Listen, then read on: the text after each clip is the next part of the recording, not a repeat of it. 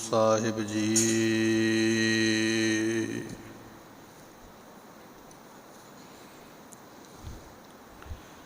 ਅੰਤ ਨ ਪਾਵਤ ਦੇਵ ਸਭੈ ਮੁਨ,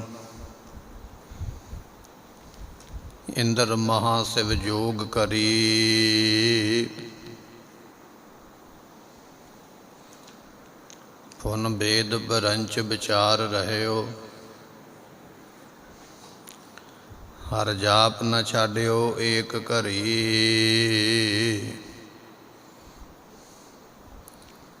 ਮਥੁਰਾ ਜਨ ਕੋ ਪ੍ਰਭ ਦੀਨ ਦਇਆਲ ਹੈ,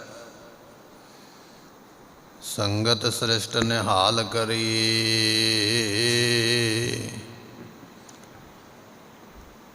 ਰਾਮਦਾਸ ਗੁਰੂ ਜਗ ਤਾਰਨ ਕੋ, ਗੁਰ ਜੋਤ ਅਰਜੁਨ ਮਾਹੇ ਧਰੀ। ਰਾਮਦਾਸ ਗੁਰੂ ਜਗ ਤਾਰਨ ਕੋ, ਗੁਰ ਜੋਤ ਅਰਜੁਨ ਮਾਹੇ ਧਰੀ। ਸੁਕਾਉ ਟਲ ਗੁਰ ਸੇਵੀਐ, ਅਹਨਿਸ ਸਹਜ ਸੁਭਾਏ। ਦਰਸ਼ਨ ਪਰਸੈ ਗੁਰੂ ਕੈ, ਜਨਮ ਮਰਨ ਦੁਖ ਜਾਇ। ਹੋਵੈ ਸਿਫਤ ਤੁਖ ਸੰਬੰਧੀ, ਨੂਰ ਅਰਸੋਂ ਕੁਰਸੋਂ ਝਟੀਐ।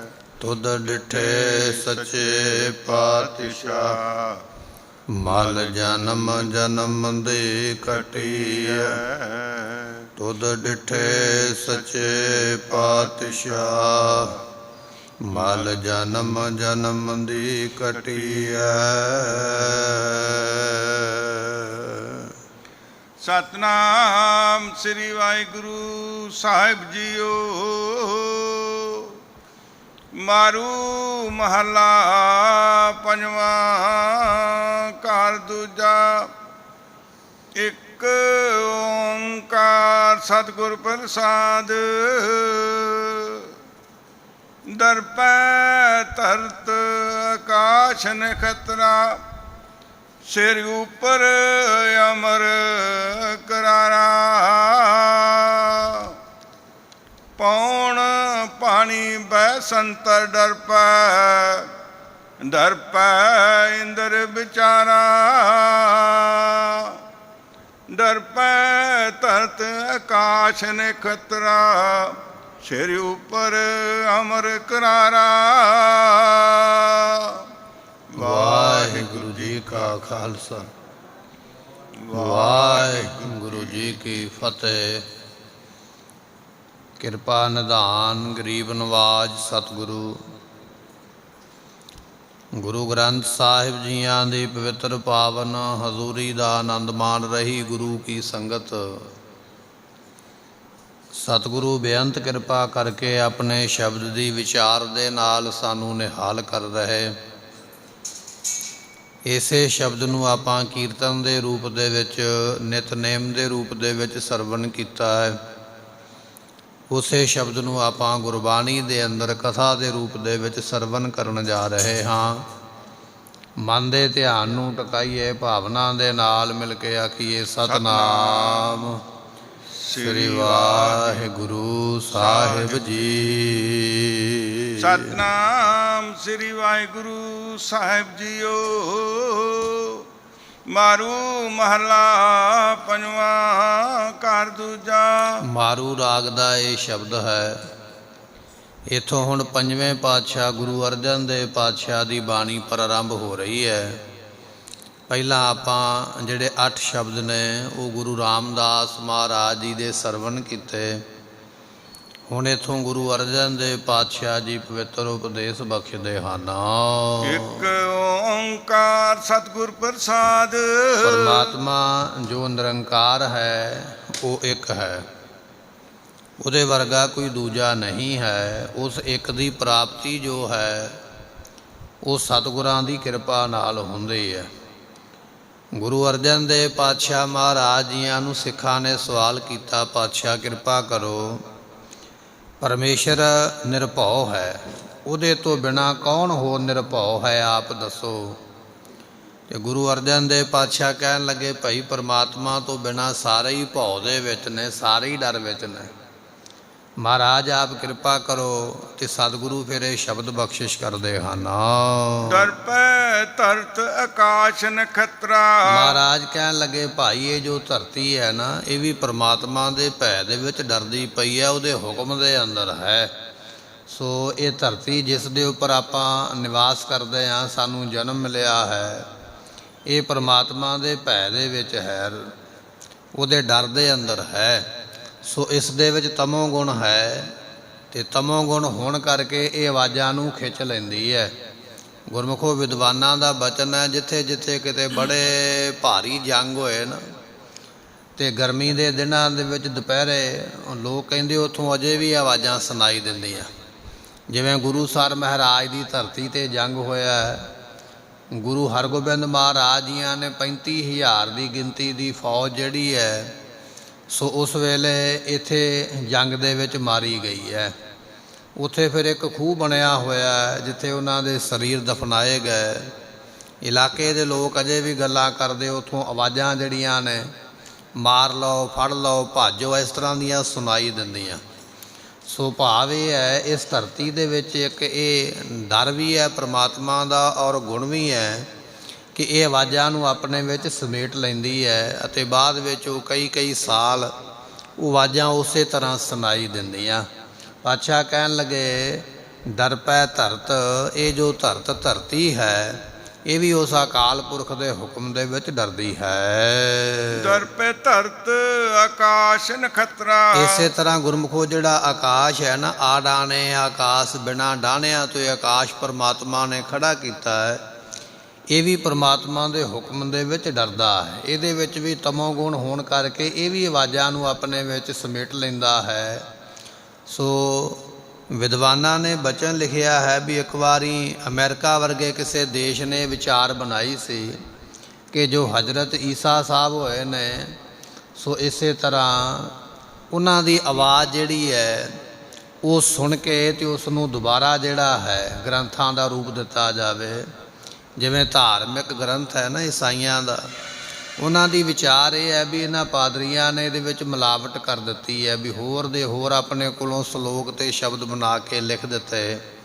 ਕਿਉਂ ਨਾ ਹੋਵੇ ਅਸੀਂ ਇਹੋ ਜਿਹਾ ਜੰਤਰ ਬਣਾਈਏ ਜਿਹਦੇ ਵਿੱਚ ਮੁਹੰਮਦ ਸਾਹਿਬ ਦੀ, ਈਸਾ ਦੀ ਆਵਾਜ਼ ਜਿਹੜੀ ਰਿਕਾਰਡ ਹੋ ਜਾਵੇ, ਅਤੇ ਅਸੀਂ ਉਹਦੇ ਮੁਤਾਬਕ ਫਿਰ ਅੱਗੇ ਗ੍ਰੰਥ ਬਣਾ ਲਈਏ, ਕੋਈ ਮਿਲਾਵਟ ਨਾ ਰਹਿ ਜਾਵੇ। ਜਦੋਂ ਇਸ ਤਰ੍ਹਾਂ ਦਾ ਜੰਤਰ ਬਣਾ ਕੇ ਯਤਨ ਕਰਨਾ ਚਾਹਿਆ, ਉਹਨਾਂ ਨੂੰ ਆਕਾਸ਼ ਦੇ ਵਿੱਚੋਂ ਆਵਾਜ਼ਾਂ ਹੀ ਇੰਨੀਆਂ ਸੁਣਾਈ ਦਿੱਤੀਆਂ ਕਿ ਸਪਸ਼ਟ ਰੂਪ ਦੇ ਵਿੱਚ ਪਤਾ ਨਹੀਂ ਲੱਗ ਸਕਿਆ ਮੁਹੰਮਦ ਸਾਹਿਬ ਦੀ ਆਵਾਜ਼ ਦਾ। ਸੋ ਇਸ ਤਰ੍ਹਾਂ ਫਿਰ ਉਹਨਾਂ ਦਾ ਉਹ ਜੰਤਰ ਜਿਹੜਾ ਹੈ ਉਹ ਕਾਮਯਾਬ ਨਹੀਂ ਹੋਇਆ। ਆਕਾਸ਼ ਦੇ ਵਿੱਚ ਕਾਵਾਂ ਰੌਲੀ ਪੈਂਦੀ ਸੁਣਾਈ ਦਿੱਤੀ ਹੈ। ਮਹਾਰਾਜ ਕਹਿਣ ਲੱਗੇ, ਭਾਈ ਇਹ ਜਿਹੜਾ ਆਕਾਸ਼ ਹੈ, ਇਹ ਜਿਹੜੀ ਧਰਤੀ ਹੈ, ਇਹ ਪਰਮਾਤਮਾ ਦੇ ਡਰ ਦੇ ਵਿੱਚ ਹੈ, ਉਹਦੇ ਹੁਕਮ ਦੇ ਵਿੱਚ ਹੈ। ਡਰ ਪੈ ਧਰਤ ਆਕਾਸ਼ ਨਖਤਰਾ। ਨਖਤਰਾ ਜਿਹੜੇ ਤਾਰੇ ਹਨ, ਤਾਰੇ ਵੀ ਉਹਦੇ ਹੁਕਮ ਦੇ ਵਿੱਚ ਡਰਦੇ ਪਏ। ਕਦੇ ਕੋਈ ਤਾਰਾ ਟੁੱਟ ਜਾਂਦਾ ਹੈ, ਕਦੇ ਕੋਈ ਜੁੜ ਜਾਂਦਾ ਹੈ।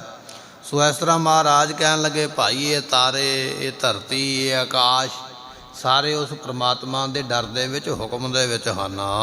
ਸਿਰ ਉੱਪਰ ਅਮਰ ਕਰਾਰਾ। ਇਹਨਾਂ ਸਾਰਿਆਂ ਦੇ ਉੱਪਰ ਅਮਰ ਕਹੀਏ, ਹੁਕਮ ਤੇ ਕਰਾਰਾ ਕਹੀਏ, ਵੀ ਬੜਾ ਤਗੜਾ ਪਰਮਾਤਮਾ ਦਾ ਇੰਨਾ ਤਗੜਾ ਇਹਨਾਂ 'ਤੇ ਹੁਕਮ ਹੈ ਵੀ ਮਾਸਾ ਵੀ ਟਸ ਤੋਂ ਮਸ ਨਹੀਂ ਹੋ ਸਕਦੇ। ਜਿਵੇਂ ਆਪਾਂ ਕਿਤੇ ਕੋਈ ਨੌਕਰੀ ਕਰਦੇ ਹਾਂ, ਕੋਈ ਕੰਮ ਕਰਦੇ ਹਾਂ, ਅਤੇ ਕਈ ਵਾਰੀ ਨਾ ਵੀ ਗੱਲ ਮੰਨੀਏ ਅਤੇ ਕੋਈ ਗੱਲ ਨਹੀਂ ਆਖੀਦਾ ਵੀ ਚਲੋ ਪਤਾ ਨਹੀਂ ਲੱਗਿਆ ਜਾਂ ਕੋਈ ਵਾਧਾ ਘਾਟਾ ਹੋ ਗਿਆ ਹੈ। ਪਰ ਮਹਾਰਾਜ ਕਹਿਣ ਲੱਗੇ, ਜਿਹੜੀ ਧਰਤੀ ਅਤੇ ਆਕਾਸ਼ ਵਗੈਰਾ ਨੇ ਨਾ ਸਾਰੇ ਹੀ, ਇਹਨਾਂ ਦੇ ਉੱਪਰ ਕਰਾਰਾ ਹੁਕਮ ਹੈ, ਤਗੜਾ ਹੁਕਮ ਹੈ ਵੀ ਤੁਸੀਂ ਨਿੱਕਾ ਮੋਟਾ ਵੀ ਇੱਧਰ ਉੱਧਰ ਕੁਝ ਕਰ ਨਹੀਂ ਸਕਦੇ। ਇਸ ਤਰ੍ਹਾਂ ਇਸ ਪ੍ਰਮਾਤਮਾ ਦੇ ਭਾਣੇ ਵਿੱਚ, ਉਹਦੇ ਡਰ ਵਿੱਚ ਰਹਿੰਦੇ ਹਨ। ਪੌਣ ਪਾਣੀ ਬੈਸੰਤਰ ਡਰ ਪਾ। ਇਹ ਜਿਹੜੀ ਪੌਣ ਹਵਾ ਚੱਲਣ ਵਾਲੀ ਹੈ, ਬਸੰਤਰ ਅੱਗ ਹੈ, ਇਸੇ ਤਰ੍ਹਾਂ ਇਹ ਪਾਣੀ ਸਾਰੇ ਹੀ ਉਹਦੇ ਪਰਮਾਤਮਾ ਦੇ ਭਾਣੇ ਤੋਂ, ਉਹਦੇ ਹੁਕਮ ਤੋਂ ਡਰਦੇ ਪਏ। ਉਹਦੇ ਹੁਕਮ ਤੋਂ ਬਾਹਰ ਹੀ ਕੁਝ ਹੋ ਨਹੀਂ ਸਕਦਾ, ਭਾਵੇਂ ਕਿੰਨੇ ਵੀ ਸਮਰੱਥ ਨੇ। ਸੋ ਗੁਰਮੁਖੋ ਕਹਿਣ ਲੱਗੇ ਵੀ ਇੱਕ ਵਾਰੀ ਨਾ ਦੇਵਤਿਆਂ ਨੂੰ, ਉਪਨਿਸ਼ਦ ਨਾਮ ਦਾ ਜਿਹੜਾ ਗ੍ਰੰਥ ਹੈ ਉਹਦੇ ਵਿੱਚ ਲਿਖਿਆ ਵੀ ਦੇਵਤਿਆਂ ਨੂੰ ਇੱਕ ਵਾਰੀ ਮਾਣ ਹੋ ਗਿਆ। ਮਾਨ ਇਸ ਗੱਲ ਦਾ ਹੋ ਗਿਆ ਵੀ ਅਸੀਂ ਬੜੇ ਸ਼ਕਤੀਸ਼ਾਲੀ ਹਾਂ। ਉਸ ਵੇਲੇ ਅੰਤਰਜਾਮੀ ਨੇ ਇਹਨਾਂ ਦਾ ਹੰਕਾਰ ਤੋੜਨ ਵਾਸਤੇ ਜਾ ਕੇ ਇੰਦਰ ਦੀ ਸਭਾ ਦੇ ਨੇੜੇ ਹੀ ਬੈਠ ਗਏ। ਇੰਦਰ ਦੇ ਮਨ ਵਿੱਚ ਵਿਚਾਰ ਇਹ ਆਈ ਵੀ ਸ਼ਾਇਦ ਇਹ ਮੇਰੇ ਰਾਜ ਨੂੰ ਹੀ ਨਾ ਹੀ ਕਿਤੇ ਖਤਮ ਕਰ ਦੇਵੇ। ਉਸ ਵੇਲੇ ਆਪਣੇ ਕੋਲੋਂ ਪਵਨ ਦੇਵ ਨੂੰ ਭੇਜਿਆ, ਕਹਿਣ ਲੱਗੇ ਜਾਓ ਪਵਨ ਦੇਵਤਾ ਪਤਾ ਕਰੋ ਵੀ ਇਹ ਵਿਅਕਤੀ ਕੌਣ ਬੈਠਾ ਹੈ। ਇੰਦਰ ਦਾ ਬਚਨ ਮੰਨ ਕੇ ਜਦੋਂ ਪਵਨ ਦੇਵ ਗਏ ਨਾ ਅੰਤਰਜਾਮੀ ਦੇ ਕੋਲ ਜਾ ਕੇ ਕਹਿਣ ਲੱਗੇ ਭਾਈ ਤੂੰ ਕੌਣ ਹੈ। ਕਹਿਣ ਲੱਗੇ ਮੇਰਾ ਛੱਡੋ, ਬਣੇ ਤੇ ਸਾਰੇ ਪੰਜਾਂ ਤੱਤਾਂ ਦੇ ਨੇ, ਤੂੰ ਦੱਸ ਵੀ ਤੂੰ ਕੌਣ ਹੈ। ਕਹਿਣ ਲੱਗਾ ਮੇਰਾ ਨਾਮ ਹੈ ਪਵਨ ਦੇਵ, ਮੇਰੇ ਵਿੱਚ ਇੰਨੀ ਤਾਕਤ ਹੈ ਵੀ ਮੈਂ ਜੇ ਹਨੇਰੀ ਚਲਾ ਦੇਵਾਂ ਤੇ ਮੈਂ ਬਹੁਤ ਕੁਝ ਉਡਾ ਸਕਦਾ ਹਾਂ, ਇਸ ਤੱਕ ਕਿ ਧਰਤੀ ਵੀ ਉਡਾ ਸਕਦਾ, ਬ੍ਰਹਿਮੰਡ ਉਡਾ ਸਕਦਾ, ਇੰਨੀ ਮੇਰੇ ਵਿੱਚ ਤਾਕਤ ਹੈ। ਇਹ ਬਚਨ ਸੁਣ ਕੇ ਨਾ ਉਸ ਵੇਲੇ ਅੰਤਰਜਾਮੀ ਭਗਵਾਨ ਨੇ ਇੱਕ ਤੀਲਾ ਕੱਢ ਕੇ ਨਾ ਕੱਖ ਕੱਢ ਕੇ ਰੱਖ ਦਿੱਤਾ। ਕਹਿਣ ਲੱਗੇ ਲੈ ਭਾਈ ਜੇ ਤੇਰੇ ਵਿੱਚ ਤਾਕਤ ਹੈ ਤੇ ਉਡਾ ਕੇ ਵਿਖਾ। ਬੜਾ ਜ਼ੋਰ ਲਾਇਆ, ਬੜਾ ਯਤਨ ਕੀਤਾ, ਪਰ ਇੱਕ ਕੱਖ ਨਹੀਂ ਉਡਾ ਸਕਿਆ। ਹੰਕਾਰ ਟੁੱਟ ਗਿਆ। ਮੈਂ ਤੇ ਸੋਚਿਆ ਮੇਰੇ ਵਿੱਚ ਬੜੀ ਤਾਕਤ ਹੈ, ਮੈਂ ਤੇ ਬ੍ਰਹਿਮੰਡ ਉਡਾ ਦਿਆਂ, ਮੈਂ ਇੱਕ ਕੱਖ ਨਹੀਂ ਉਡਾ ਸਕਿਆ। ਸ਼ਰਮਸਾਰ ਹੋ ਕੇ ਲੱਜਤ ਹੋ ਕੇ ਵਾਪਸ ਚਲਾ ਗਿਆ। ਇੰਦਰ ਨੇ ਪੁੱਛਿਆ ਕੀ ਦੱਸਿਆ। ਕਹਿਣ ਲੱਗਾ ਮੈਨੂੰ ਨਹੀਂ ਪਤਾ, ਕਿਸੇ ਹੋਰ ਨੂੰ ਭੇਜ। ਦੂਜੀ ਵਾਰੀ ਉਸਨੇ ਫਿਰ ਭੇਜ ਦਿੱਤਾ ਬੈਸੰਤਰ ਦੇਵਤਾ, ਜਾ ਕੇ ਉਹਨੇ ਵੀ ਉਹੀ ਸਵਾਲ ਕੀਤਾ। ਅੰਤਰਜਾਮੀ ਕਹਿਣ ਲੱਗੇ ਮੇਰਾ ਛੱਡ, ਤੂੰ ਆਪਣਾ ਦੱਸ। ਕਹਿਣ ਲੱਗਾ ਜੀ ਮੈਂ ਅੱਗ ਦਾ ਦੇਵਤਾ ਹਾਂ, ਮੈਂ ਚਾਹਾਂ ਤੇ ਪੂਰਾ ਬ੍ਰਹਿਮੰਡ ਹੀ ਸਾੜ ਦੇਵਾਂ, ਮੇਰੇ ਵਿੱਚ ਬੜੀ ਤਾਕਤ ਹੈ। ਉਹਨਾਂ ਨੇ ਫਿਰ ਉਹੀ ਕੱਖ ਰੱਖਿਆ, ਤੀਲਾ ਰੱਖ ਦਿੱਤਾ। ਕਹਿਣ ਲੱਗੇ ਲੈ ਫਿਰ ਸਾੜ ਕੇ ਵਿਖਾ। ਬੜੀ ਅੱਗ ਗਲੱਛੀ ਹੈ, ਅੱਗ ਕੱਢੀ ਹੈ, ਪਰ ਤੀਲਾ ਸੜਿਆ ਨਹੀਂ। ਹੰਕਾਰ ਟੁੱਟਿਆ ਵੀ ਮੈਂ ਆਪਣੇ ਆਪ ਨੂੰ ਬੜਾ ਸ਼ਕਤੀਸ਼ਾਲੀ ਸਮਝਦਾ, ਪਰ ਇਹ ਮੈਂ ਤੇ ਇੱਕ ਤੀਲਾ ਨਹੀਂ ਸਾੜ ਸਕਿਆ। ਵਾਪਸ ਮੁੜਿਆ। ਇੰਦਰ ਨੇ ਪੁੱਛਿਆ ਕੀ ਹੋਇਆ। ਕਹਿਣ ਲੱਗਾ ਮੈਂ ਨਹੀਂ ਦੱਸ ਸਕਦਾ, ਕਿਸੇ ਹੋਰ ਨੂੰ ਭੇਜ ਕੇ ਪੁੱਛ ਲਾ। ਉਸ ਵੇਲੇ ਵਰੁਣ ਦੇਵਤਾ ਭੇਜਿਆ, ਪਾਣੀ ਦਾ ਦੇਵਤਾ, ਉਹਨੇ ਵੀ ਜਾ ਕੇ ਉਹੀ ਸਵਾਲ ਕੀਤਾ। ਭਗਵਾਨ ਜੀ ਅੰਤਰਜਾਮੀ ਕਹਿਣ ਲੱਗੇ ਮੇਰਾ ਛੱਡ, ਤੂੰ ਆਪਣਾ ਦੱਸ।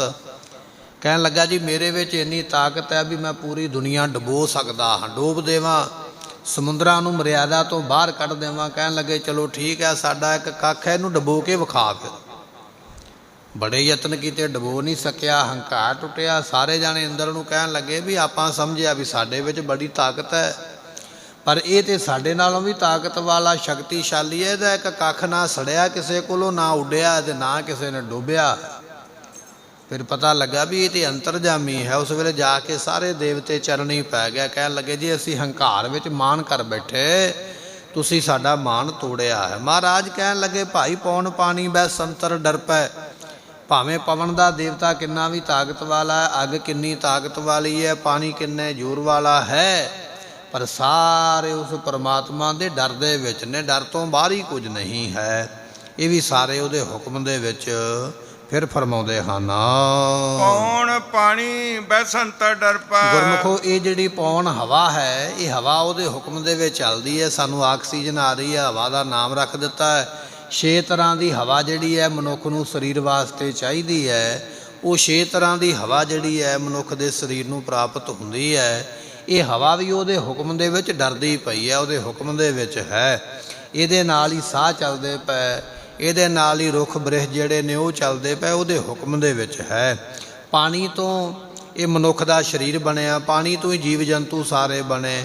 ਪਾਣੀ ਮੈਲਾ ਮਾਟੀ ਗੋਰੀ, ਇਸ ਮਾਟੀ ਕੀ ਪੁੱਤਰੀ ਜੋਰੀ, ਮਹਾਰਾਜ ਦਾ ਬਚਨ ਹੈ। ਇਹ ਸਾਰੀ ਦੁਨੀਆ ਪਾਣੀ ਤੋਂ ਹੀ ਬਣੀ ਹੈ ਨਾ, ਪਾਣੀ ਵਜੂਦ ਹੈ ਮਨੁੱਖ ਦੇ ਸਰੀਰ ਦਾ।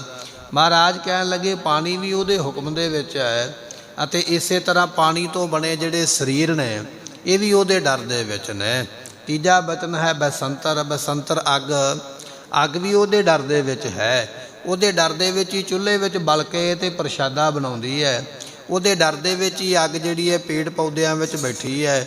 ਪਰਮਾਤਮਾ ਦੇ ਡਰ ਦੇ ਵਿੱਚ ਹੀ ਅੱਗ ਜਿਹੜੀ ਹੈ ਇਹ ਸਾਡੇ ਅੰਦਰ ਭੋਜਨ ਨੂੰ ਸਮੇਟਦੀ ਪਈ ਹੈ।